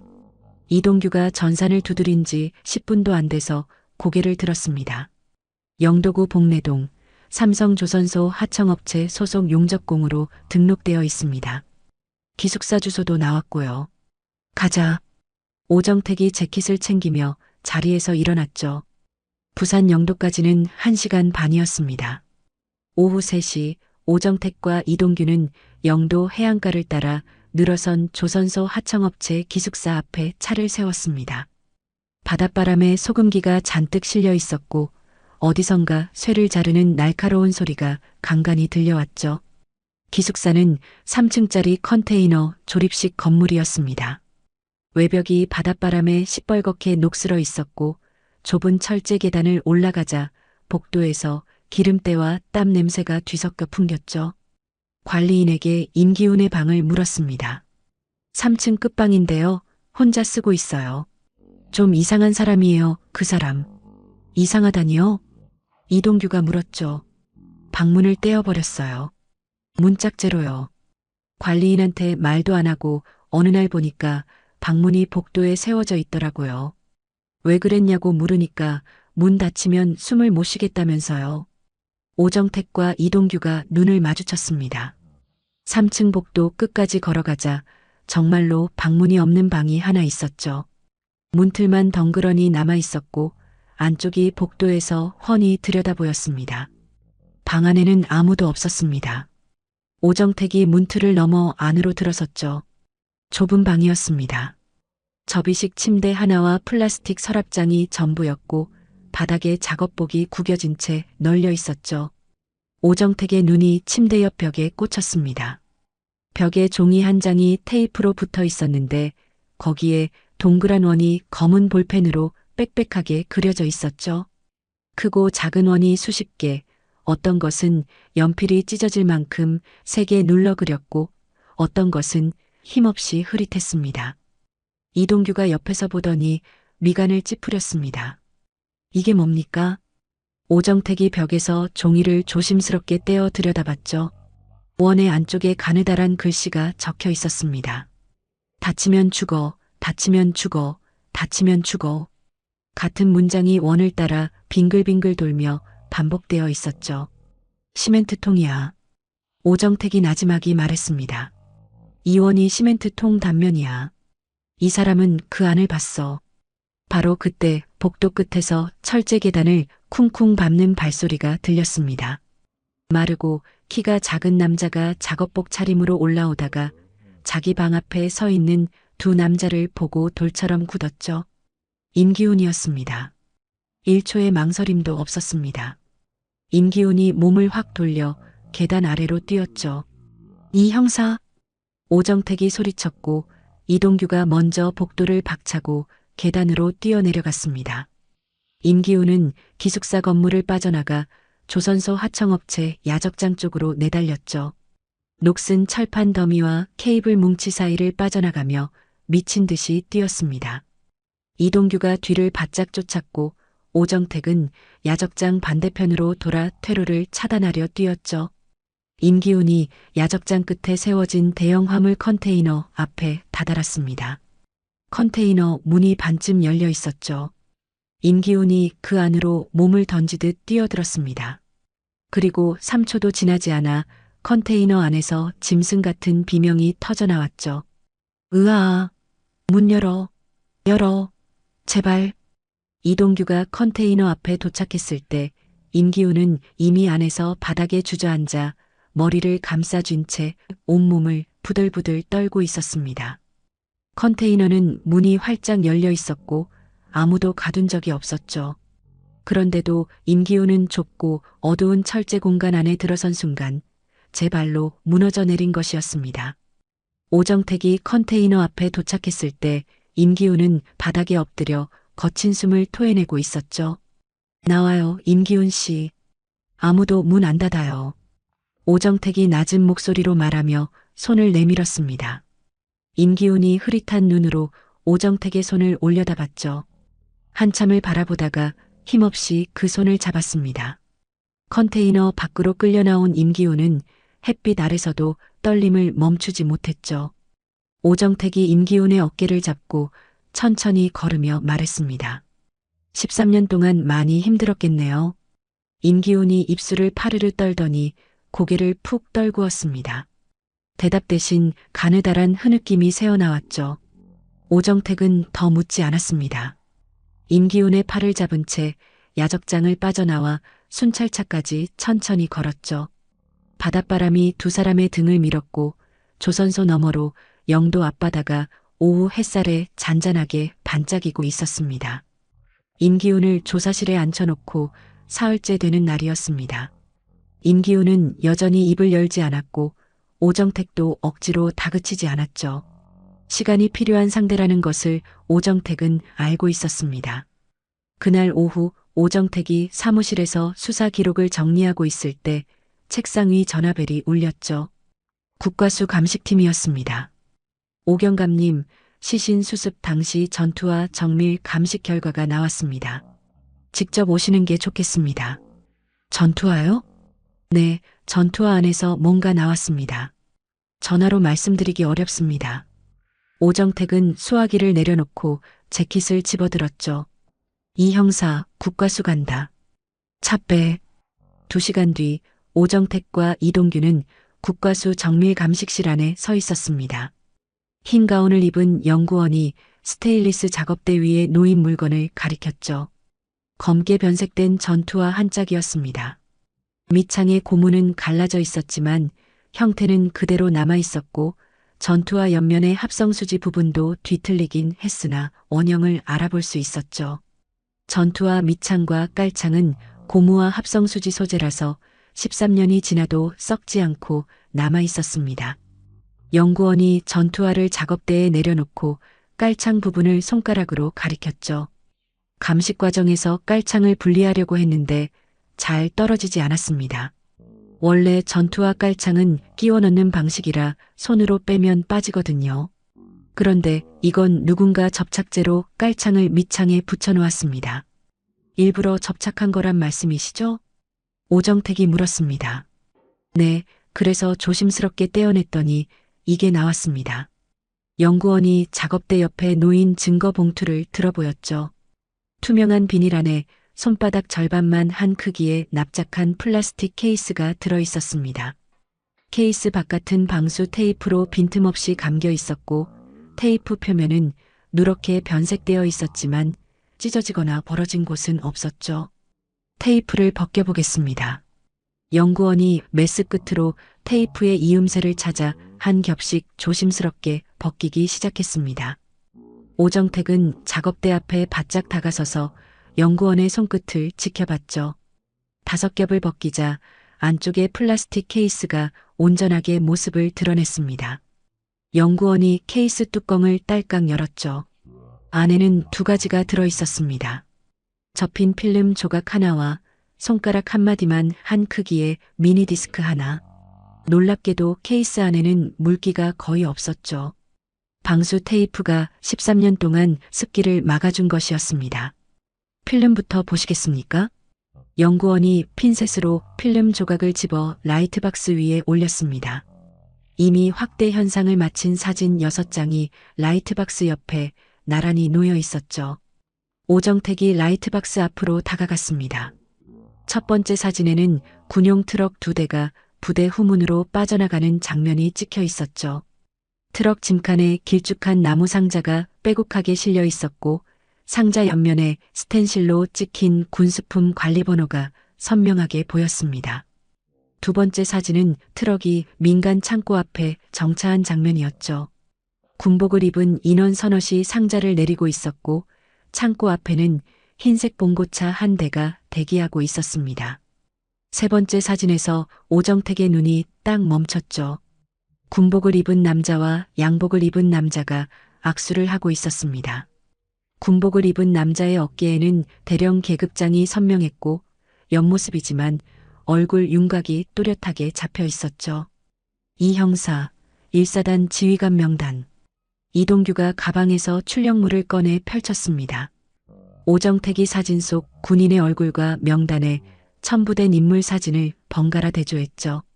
조한웅. 오정택이 이름을 읽었습니다. 2002년 당시 해병대 1사단 제1연대장 대령. 사진 속 악수를 나누는 두 남자 뒤로 나무 상자가 쌓여 있었고 그 상자 위에 빨간 글씨로 탄약이라고 적혀 있었죠. 네 번째와 다섯 번째 사진은 장부를 펼쳐놓고 찍은 것이었습니다. 빼곡한 숫자와 날짜가 적힌 장부 위에 누군가 빨간 펜으로 밑줄을 그어 놓았고 그 옆에 8억이라는 숫자가 동그라미 안에 적혀 있었죠.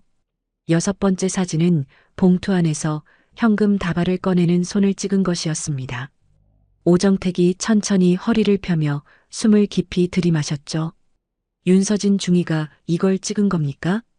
필름 상태와 전투화 소유자를 고려하면 윤서진 중위 본인이 촬영하고 본인의 전투화에 숨긴 것으로 보입니다. 연구원이 고개를 끄덕였습니다.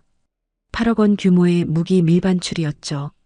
윤서진 중위는 부대 안에서 벌어지는 이 일을 알고 있었고 증거를 모았고 그 증거를 자기 몸에서 절대 떨어지지 않는 곳에 숨겼던 것이었습니다.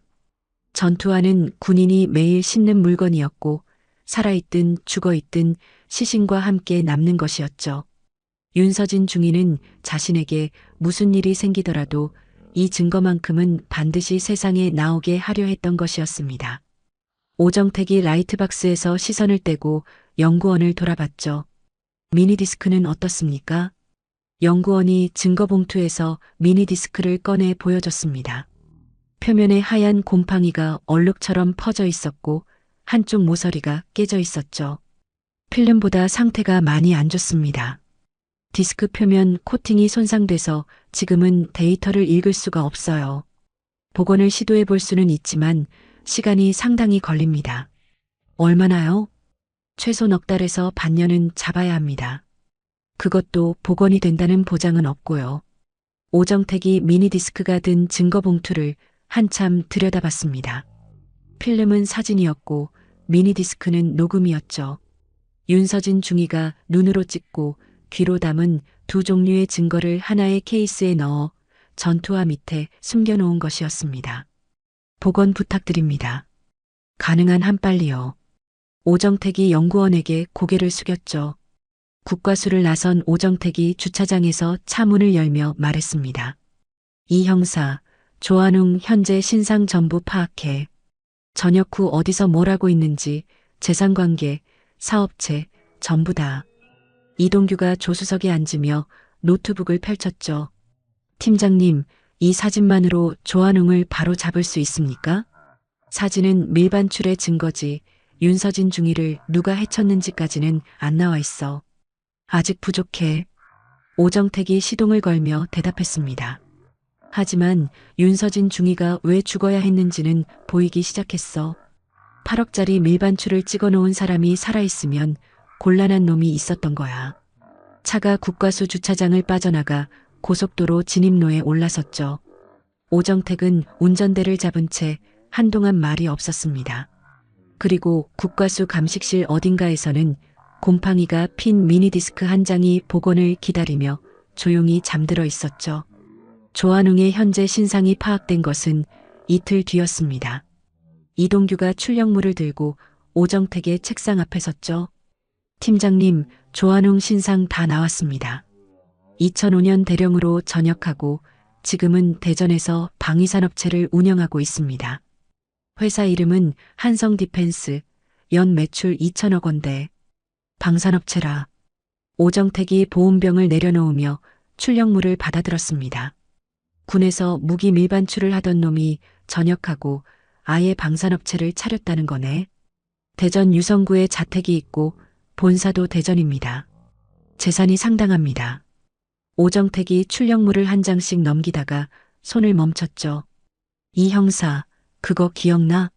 시멘트 통봉인 부분 감식할 때 국과수에서 뭐가 나왔었지? 봉인 부분이요? 시멘트 절단하면서 나온 파편들 말씀이십니까? 아니, 봉인 시멘트 안쪽에 박혀있던 금속 조각. 감식반 보고서에 있었어. 이동규가 파일 캐비닛을 뒤져 초기 감식 보고서를 꺼냈습니다. 오정택이 보고서를 펼쳐 해당 페이지를 짚었죠. 시멘트 봉인 내부에서 특수 육각 볼트 파편 1점 수거. 볼트 머리 부분이 부러져 분리된 상태. 축 부분만 시멘트에 매몰. 이거야. 시멘트를 봉인할 때 쓴 볼트인데 머리 부분이 부러져서 시멘트 안에는 축만 남아 있었어. 오정택이 보고서를 탁 덮으며 말했습니다. 머리 부분은 부러지면서 튕겨나갔거나 범인이 가져갔을 거야. 그게 조한웅이랑 무슨 관련이 있습니까? 아직 모르지. 하지만 이 볼트가 일반 철물점에서 파는 물건이 아니야. 특수 육각이면 군용이거나 산업용이야. 오정택이 자리에서 일어나며 재킷을 집어들었죠. 영장 준비해. 조한웅 자택이랑 사무실 동시에 친다. 사흘 뒤 오정택은 법원에서 발부된 압수수색 영장을 들고 대전으로 향했습니다. 수사팀원 4명과 함께 새벽에 포항을 출발해 3시간을 달렸죠. 오전 9시 대전 유성구의 고급 주택가 안쪽으로 순찰차 2대가 조용히 진입했습니다. 조한웅의 자택은 높은 돌담으로 둘러싸인 2층짜리 양옥이었죠. 정원에는 잘 다듬어진 소나무가 늘어서 있었고 차고에는 검은색 대형 승용차가 세워져 있었습니다. 오정택이 초인종을 누르자 인터폰 너머로 중년 여성의 목소리가 들렸죠. 누구세요? 포항남부경찰서입니다. 압수수색 영장 집행하러 왔습니다. 잠시 침묵이 흐른 뒤 현관문이 열렸습니다. 가정부로 보이는 여성이 불안한 표정으로 서 있었죠. 사장님은 회사에 출근하셨는데요. 상관없습니다. 영장 보여드리겠습니다. 오정택이 영장을 내밀며 안으로 들어섰죠. 수사팀원들이 각 방으로 흩어져 수색을 시작했습니다. 오정택은 2층 서재로 곧장 올라갔죠. 서재 문을 열자 원목 책상과 가죽 소파가 놓인 넓은 방이 나왔습니다. 벽면 한쪽에 유리 장식장이 있었고 안에는 골프 트로피와 감사패가 번쩍거렸죠. 오정택의 눈이 장식장 아래쪽 칸에 멈췄습니다. 가죽 케이스에 담긴 라이터 컬렉션이 진열되어 있었죠. 은색, 금색, 검은색, 크고 작은 지포 라이터가 10개 남짓 가지런히 놓여 있었습니다. 오정택이 장갑을 끼고 유리문을 열었죠. 라이터를 하나씩 집어들어 살폈습니다. 3번째 라이터를 집어들었을 때 오정택의 손이 딱 멈췄죠. 묵직한 은색 라이터였습니다. 지포 모양을 본떴지만 바닥에 볼트가 박힌 특수 제작품이었죠. 오정택이 라이터를 천천히 뒤집었습니다. 라이터 바닥에 작은 나사 구멍이 4개 있었는데 그중 한 곳에 특수 육각 볼트가 박혀 있었죠. 그런데 볼트 하나의 머리가 깨끗하게 부러져 나가고 없었습니다. 축만 구멍 안에 처박혀 있었죠. 이 형사, 이것 찍어. 아주 자세하게. 이동규가 카메라 셔터를 연신 눌러대며 라이터를 촬영했습니다. 팀장님, 이 라이터 바닥에 볼트가 왜 있는 겁니까? 일반 라이터에는 이런 거 없잖아요. 비밀 수납칸이야. 오정택이 라이터 바닥에 나머지 볼트 3개를 가리키며 말했죠. 볼트 4개를 풀면 바닥판이 열리면서 안에 작은 공간이 나오게 되어 있어. 소형 메모나 마이크로 필름 같은 걸 숨기는 용도야. 그런데 볼트 하나가 부러져 있으니까 바닥판을 열 수도 다시 닫을 수도 없는 상태네요. 맞아. 부러진 머리 부분이 어딘가에 있을 거야. 시멘트 통봉인 안에 박혀있던 그 볼트 축과 이 라이터에서 부러진 볼트 머리가 원래 한 몸이었다면. 오정택이 라이터를 증거 봉투에 조심스럽게 넣으며 말했습니다. 조한웅이 시멘트통을 봉인하다가 이 라이터에서 볼트가 부러진 거야. 머리는 시멘트 안에 빠졌고 축은 라이터에 남은 거지. 이동규가 숨을 들이켰죠. 그러면 이걸 국과수에서 대조하면. 맞아. 파단면이 일치하면 끝이야. 오정택이 증거 봉투를 가방에 넣으며 서재를 나왔습니다. 바로 그때 아래층에서 현관문이 벌컥 열리는 소리가 들렸죠. 이게 무슨 짓입니까? 굵고 거친 목소리가 계단 아래에서 울려 퍼졌습니다. 오정택이 계단 위에서 내려다봤죠. 50대 후반의 떡 벌어진 체격을 가진 남자가 현관에 서 있었습니다. 양복 차림에 넥타이를 메고 있었고 뒤에는 검은 정장의 남자 2명이 따라 서 있었죠. 조한웅이었습니다. 회사에서 연락받고 왔습니다. 영장이 있다면서요?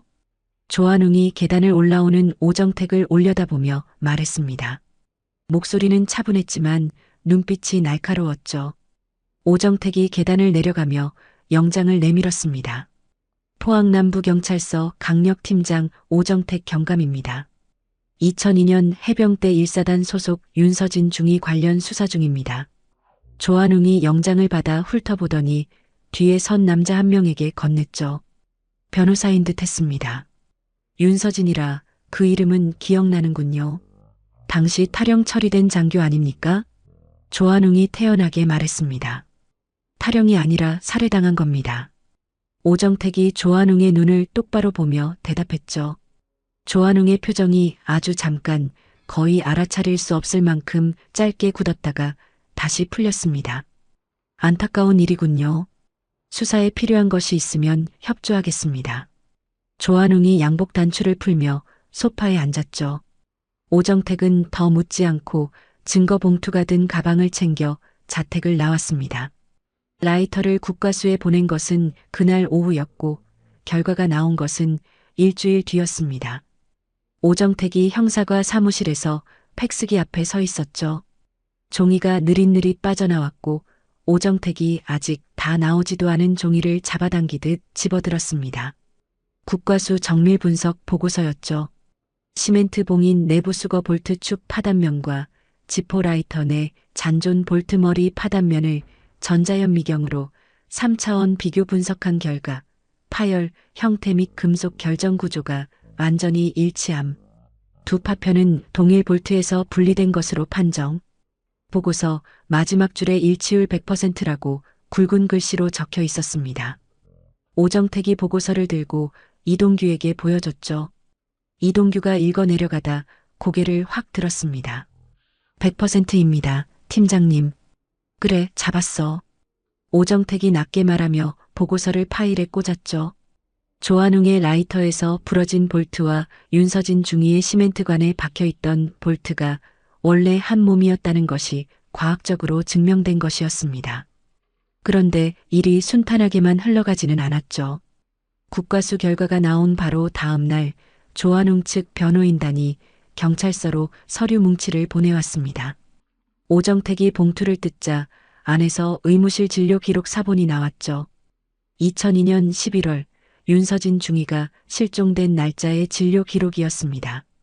기록에는 조한웅 대령 2002년 11월 15일 오후 7시 급성 위경련으로 사단 의무실 내원 수액 치료 후 2일 오전 퇴원이라고 적혀 있었죠.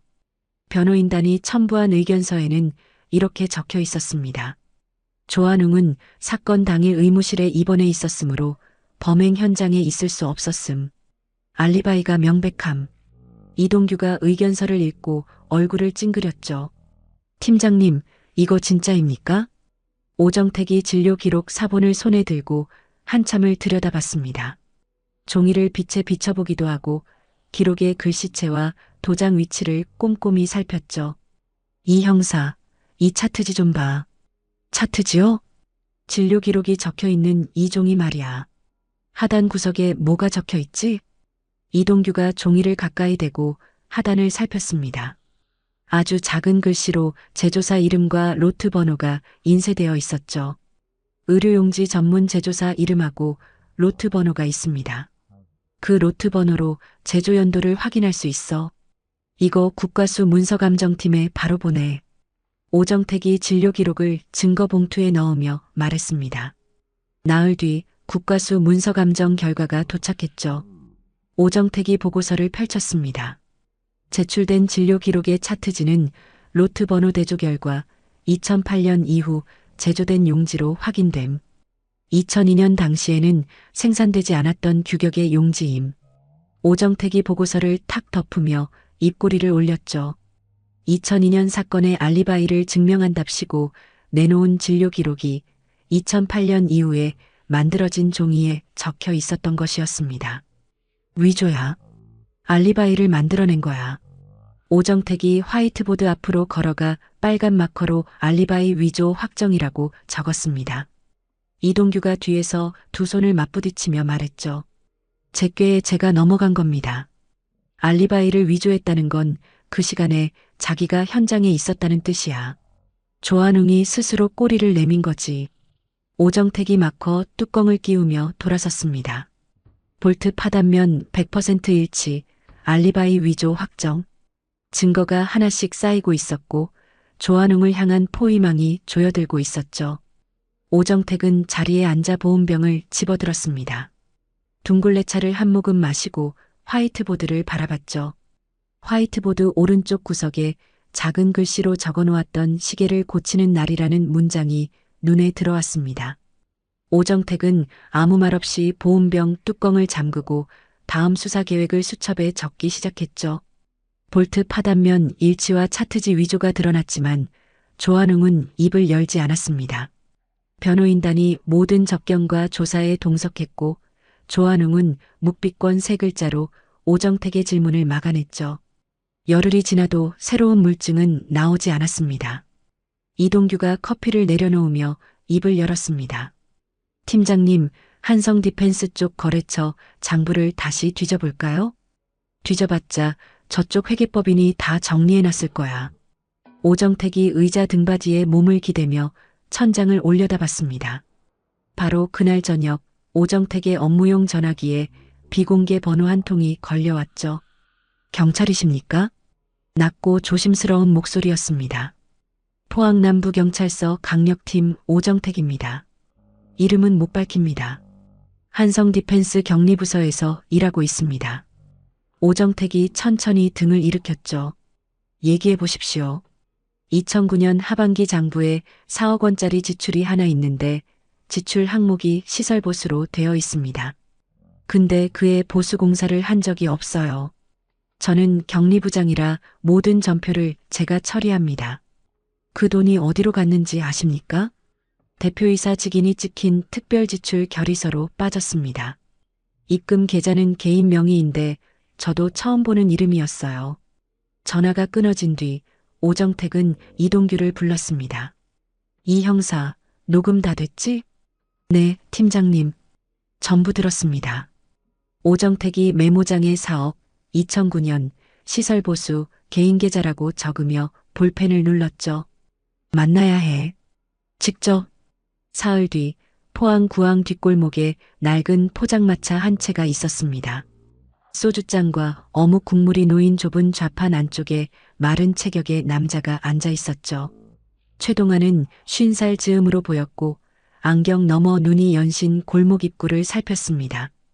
오정택이 포장마차 비닐을 젖히고 안으로 들어섰죠. 최동환 부장님이시죠? 앉으십시오.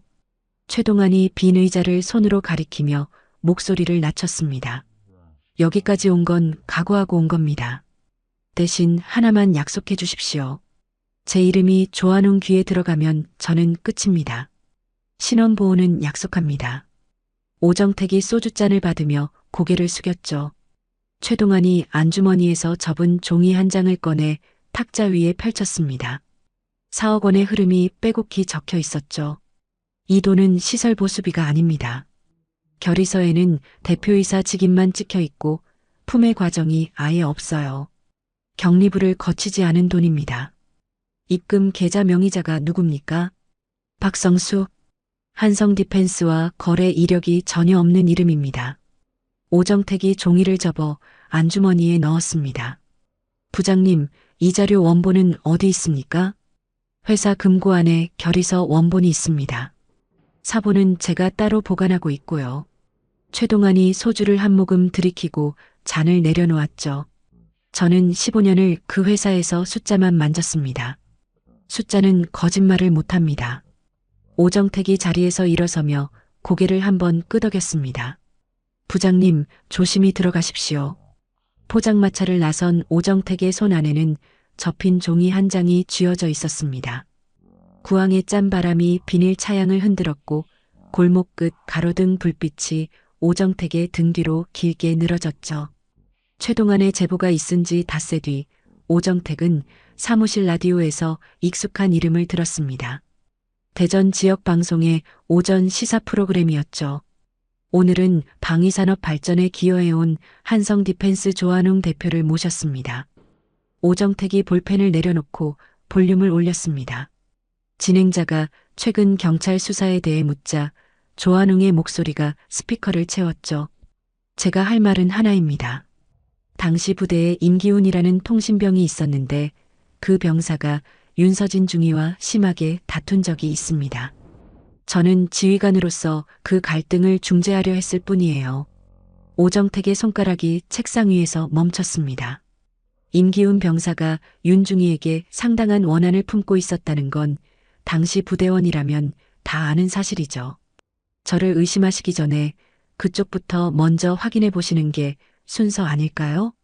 라디오가 꺼지기도 전에 이동규가 문을 열고 들어왔죠.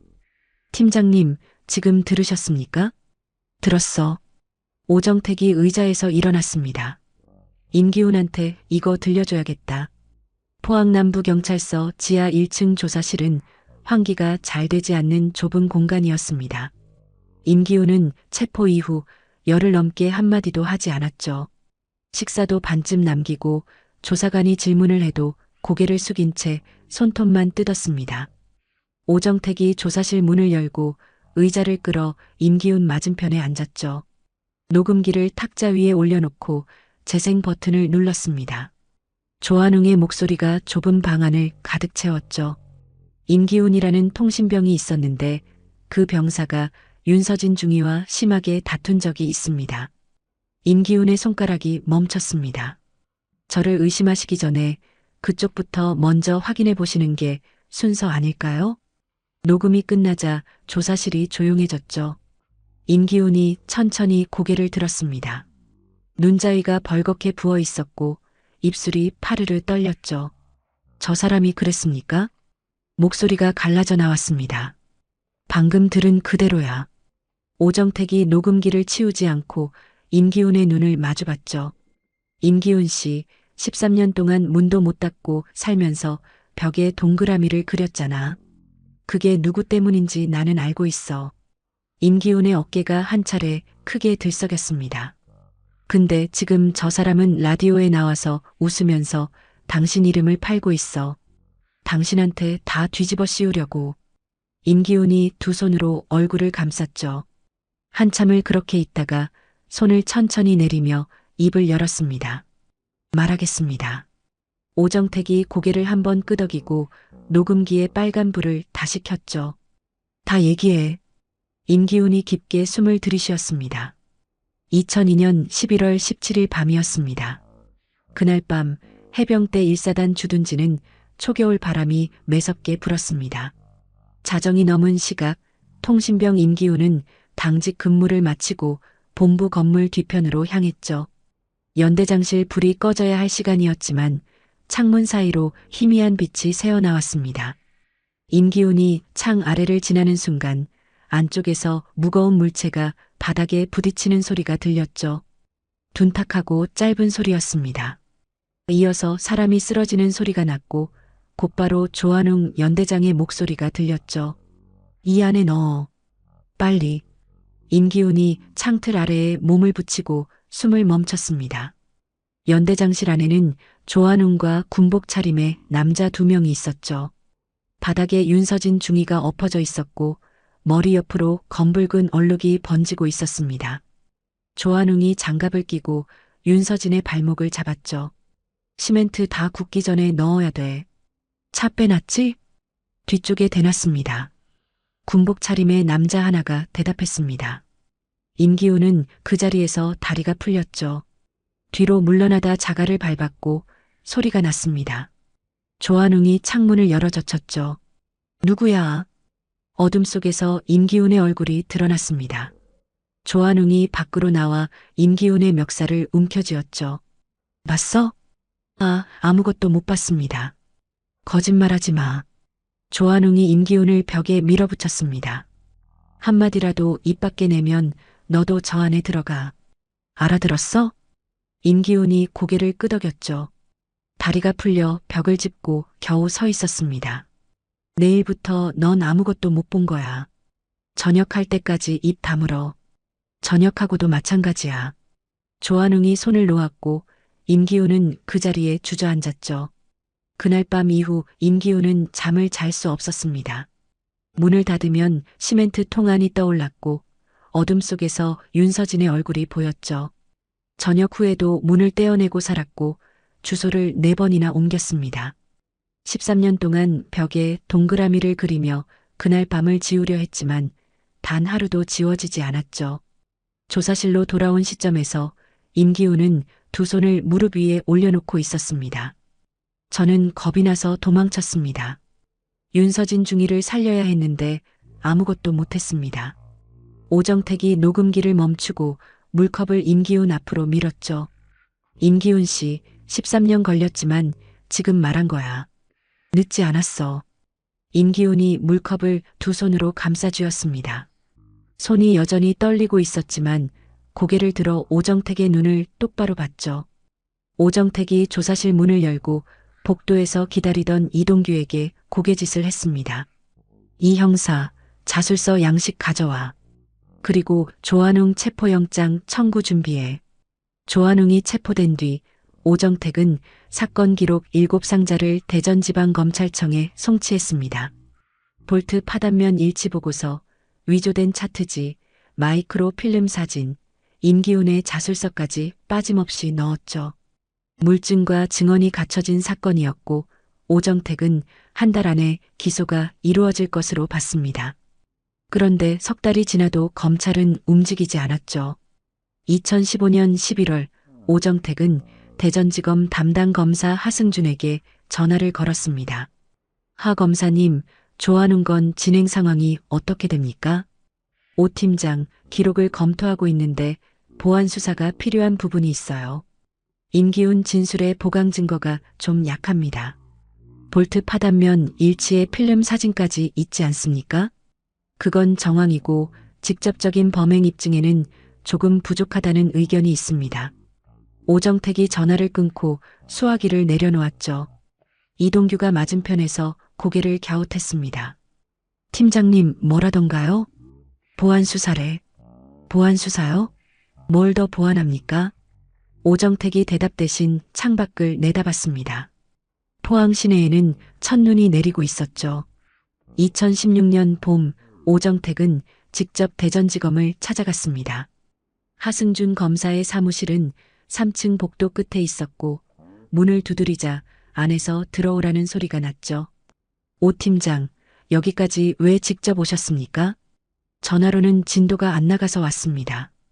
검사님, 송치한 지 반년이 넘었습니다. 하승준이 안경을 벗고 닦으며 말을 피했죠. 이 사건이 간단한 게 아닙니다. 피의자가 방위산업 인사이고 사안이 민감하니까 신중하게. 신중한 겁니까? 미루는 겁니까? 오정택이 목소리를 낮추며 물었습니다. 하승준의 손이 멈췄죠. 오 팀장, 나도 할 말은 있어요. 위에서 검토가 더 필요하다는 지시가 내려온 겁니다. 위라면 어디입니까? 하승준이 입을 다물었습니다. 오정택은 더 묻지 않았죠. 돌아오는 차 안에서 오정택이 한마디를 내뱉었습니다. 이 형사, 조한웅이 손을 쓰고 있어. 검찰 위쪽에요? 응. 기소를 막으려는 거야. 이동규가 핸들을 움켜쥐며 입술을 깨물었죠. 2016년 가을 오정택은 포항 북구의 낡은 연립주택을 찾았습니다. 윤병호의 집이었죠. 대문을 열자 좁은 마당에 고추가 널려 있었고 윤병호는 거실 바닥에 앉아 시계를 닦고 있었습니다. 아버님, 오정택입니다. 어서 오이소. 윤병호가 방석을 내밀었죠. 오정택이 윤병호 맞은편에 앉아 고개를 숙였습니다. 아버님, 범인을 잡는 것과 처벌하는 것은 다릅니다. 윤병호가 시계를 무릎 위에 올려놓고 오정택을 바라봤죠. 경찰이 범인을 잡아서 검찰에 넘기면 검사가 법원에 이 사람을 재판해달라고 신청을 해야 합니다. 그걸 기소라고 하는데 기소를 해야 재판이 열립니다. 그러면 재판을 열면 되는 거 아닙니까? 지금 검찰 쪽에서 기소를 미루고 있습니다. 윤병호의 손이 시계 위에서 멈췄죠. 왜 미루는 겁니까? 범인 잡았으면 재판을 열어야지. 조한웅이라는 사람이 큰 회사 대표입니다. 힘이 있는 사람이에요. 그 힘으로 검찰 위쪽에 압력을 넣고 있습니다.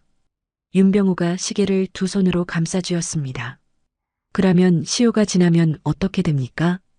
2017년 11월까지 기소를 못하면 이 사건은 영원히 끝납니다. 아무리 증거가 있어도 처벌할 수 없게 됩니다. 윤병호의 턱이 떨렸죠. 한참을 아무 말 없이 시계만 내려다보다가 갈라진 목소리로 입을 열었습니다. 우리 서진이가 차가운 시멘트 안에서 13년을 있었는데 그놈이 돈으로 법까지 막는다 이 말입니까? 오정택이 고개를 들지 못했습니다. 아버님, 제가 반드시 기소까지 가겠습니다. 약속드립니다. 윤병호가 오정택의 손을 잡았죠. 손에 힘이 없었지만 놓지 않으려는 기운은 단단했습니다. 기다리겠습니다.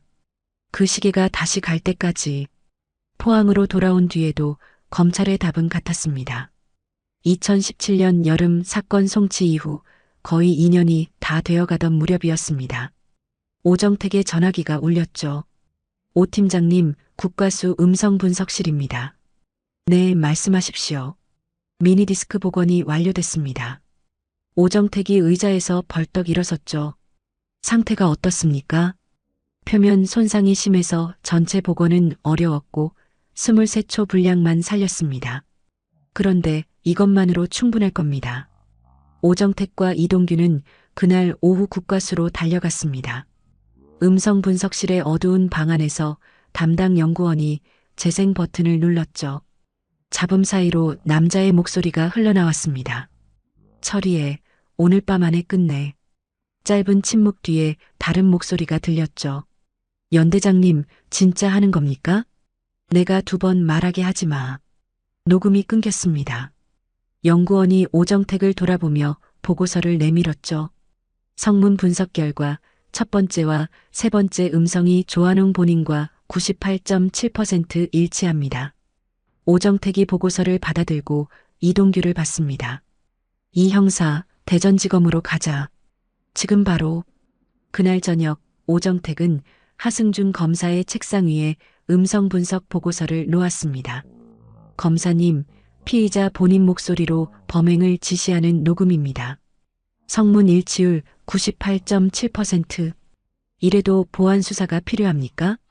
하승준이 보고서를 집어들고 한참을 읽었죠. 이마에 땀이 맺혀 있었습니다. 오 팀장, 이건 공소시효 만료가 3달 남았습니다. 검사님도 아시지 않습니까? 하승준이 보고서를 내려놓고 긴 숨을 내쉬었죠. 올려보겠습니다. 그로부터 2달이 또 흘렀습니다. 2017년 10월 시효 만료까지 한 달이 남았죠. 오정택은 매일 아침 달력을 받고 이동규는 화이트보드에 남은 날짜를 적어 고쳐 썼습니다. 30일, 29일, 28일. 숫자가 줄어들 때마다 사무실 공기가 무거워졌죠. 2017년 11월 16일 시효 만료 하루 전이었습니다. 오후 4시 오정택의 전화기가 울렸죠. 오 팀장 하승준입니다. 오늘 기소장 접수했습니다. 오정택이 눈을 감았습니다. 수화기를 쥔 손에 힘이 풀렸고 의자 등받이에 천천히 몸을 기댔죠. 이동규가 맞은편에서 두 눈을 크게 뜨고 오정택을 봤습니다. 오정택이 고개를 한번 끄덕이자 이동규가 두 주먹을 불끈 쥐었죠. 그날 밤 오정택은 윤병호에게 전화를 걸었습니다. 아버님, 오정택입니다. 검사가 오늘 기소했습니다. 재판이 열립니다. 전화기 너머로 한참 동안 아무 소리도 들리지 않았죠. 그게 무슨 말입니까? 이제 끝난 겁니까? 윤병호의 목소리가 떨리고 있었습니다. 아닙니다. 이제 시작입니다. 하지만 가장 중요한 고비는 넘겼습니다.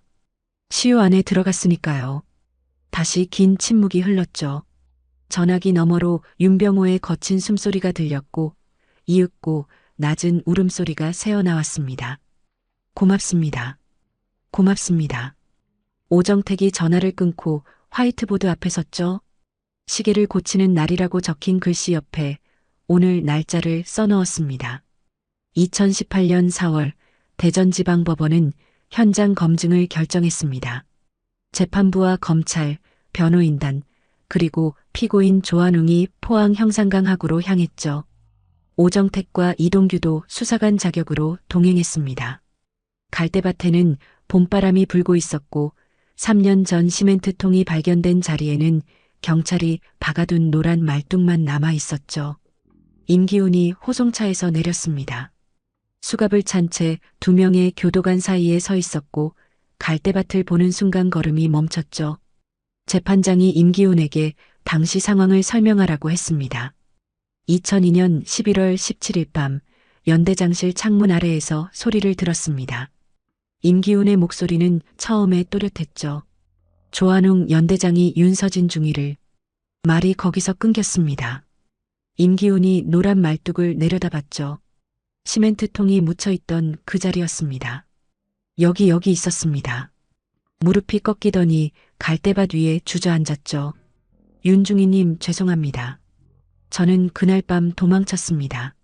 아무것도 못했습니다. 교도관이 부축하려 했지만 임기훈은 이마를 땅에 대고 일어나지 않았습니다. 어깨가 크게 들썩였고 갈대 사이로 울음소리가 번졌죠. 조한웅은 10걸음쯤 떨어진 곳에 서서 고개를 돌리고 있었습니다. 재판장이 조한웅에게 현장에 대해 할 말이 있느냐고 묻자 조한웅은 입을 다문 채 대답하지 않았죠. 현장 검증이 마무리될 무렵이었습니다. 갈대밭 너머 둑길에서 지팡이를 짚은 노인이 천천히 걸어오는 모습이 보였죠. 윤병호였습니다. 양복 상의에 구두를 신고 있었고 왼손에는 멈춰선 가죽줄 시계를 쥐고 있었죠. 법원 관계자가 다가가 민간인 출입을 제한한다고 말했지만 윤병호는 멈추지 않았습니다. 오정택이 관계자에게 고개를 저으며 한마디 했죠. 유족입니다. 보내드리십시오. 윤병호가 노란 말뚝 앞에 섰습니다. 지팡이를 옆에 내려놓고 두 무릎을 천천히 꿇었죠. 흙이 묻은 갈대줄기가 윤병호의 바지를 적셨지만 개의치 않았습니다. 서진아, 아버지가 왔다. 갈라진 목소리가 바람을 타고 갈대밭 위를 흘렀죠. 이제 집에 가자. 윤병호가 말뚝 앞 흙을 두 손으로 쓸었습니다. 아무것도 묻혀있지 않은 빈 땅이었지만 윤병호의 손은 무언가를 꺼내려는 듯 멈추지 않았죠. 현장에 있던 검사와 변호사, 법원 직원 모두 아무 말이 없었습니다. 오정택이 윤병호의 옆에 무릎을 꿇고 앉아 노인의 흙 묻은 손을 조용히 잡았죠. 한참 뒤 이동규가 윤병호의 팔을 부축해 일으켰고 윤병호는 지팡이를 다시 잡으며 노란 말뚝을 돌아봤습니다. 시계를 말뚝 위에 잠깐 올려놓았다가 다시 가슴에 품었죠. 2달 뒤 대전지방법원 형사 제2부 법정이었습니다. 방청석에는 윤병호와 윤재훈이 나란히 앉아 있었죠. 재판장이 판결문을 읽었습니다. 피고인 조한웅은 2002년 11월 17일 해병대 1사단 소속 윤서진 중위가 무기 밀반출 증거를 확보한 사실을 알고 이를 은폐하기 위해 둔기로 머리를 가격하여 목숨을 빼앗았으며 시신을 시멘트로 봉인하여 유기한 사실이 인정됩니다. 조한웅이 피고인석에서 주먹을 불끈 쥐었죠. 피고인 조한웅을 무기징역에 처합니다. 방청석에서 낮은 웅성거림이 퍼졌습니다. 조한웅이 벌떡 일어섰죠. 재판장, 이건 조작입니다. 항소하겠습니다. 재판장이 의사봉을 내리쳤고 교도관 2명이 조한웅의 양팔을 잡아 앉혔습니다. 이어서 재판장이 다음 판결을 읽었죠. 피고인 임기훈은 범행을 목격하고도 13년간 은폐에 가담한 사실이 인정되나 자수에 준하는 자백과 수사 협조, 그리고 피고인이 겪은 극심한 정신적 고통을 참작하여 징역 7년에 처합니다. 임기훈은 고개를 숙인 채 아무 말이 없었습니다. 법정이 정리되고 사람들이 빠져나갈 때 윤병호가 방청석에서 천천히 일어났죠. 가슴에 품은 시계를 꺼내 한번 내려다보고 윤재훈의 팔에 기대어 법정 문을 나섰습니다. 복도에서 오정택과 마주쳤죠. 윤병호가 오정택의 손을 잡고 아무 말 없이 고개를 깊이 숙였습니다. 오정택도 고개를 숙였죠. 두 사람 사이에 말은 없었지만 잡은 손은 한참 동안 풀리지 않았습니다. 판결이 확정된 해가을, 윤서진 중위의 유해는 국립대전현충원에 안장됐습니다. 윤병호는 휠체어에 앉아 묘비 앞에서 거수 경례를 했죠. 손끝이 떨렸지만 내리지 않았습니다. 윤재훈이 아버지의 어깨 위에 손을 올렸고 오정택과 이동규는 두 걸음 뒤에서 고개를 숙였죠. 한 달 뒤 오정택은 혼자 포항 형산강 하구를 찾았습니다. 갈대밭에는 노란 말뚝이 아직 남아 있었죠. 오정택이 보온병 뚜껑을 열고 둥글레차를 말뚝 앞 흙 위에 천천히 부었습니다. 따뜻한 김이 갈대 사이로 피어올랐죠. 이제 편히 쉬십시오, 윤중이. 오정택이 빈 보온병을 닫고 한참 동안 서 있다가 둑길을 따라 돌아섰습니다. 그해 겨울, 오정택은 포항 북구 윤병호의 집을 다시 찾았죠. 손에 작은 종이 상자 하나를 들고 있었습니다. 아버님, 약속 지키러 왔습니다. 윤병호가 상자를 열자 가죽줄 시계가 놓여 있었죠. 금이 갔던 유리는 새 것으로 바뀌어 있었고 11시 42분에 멈춰 있던 초침이 움직이고 있었습니다. 윤병호가 시계를 귀에 대고 눈을 감았죠. 째깍, 째깍, 째깍. 오정택이 시계를 들여다봤습니다. 초침이 한 칸 앞으로 나아가고 있었죠. 그의 멈춰있던 시간이 그렇게 다시 흐르기 시작했습니다. 오늘 이야기 끝까지 함께 해주셔서 감사합니다. 댓글로 잘 들었다고 한마디 남겨주신다면 큰 힘이 될 거예요. 여러분의 하루에도 고요한 빛과 평온한 순간들이 스며들길 바라고 구독과 좋아요 부탁드립니다. 감사합니다.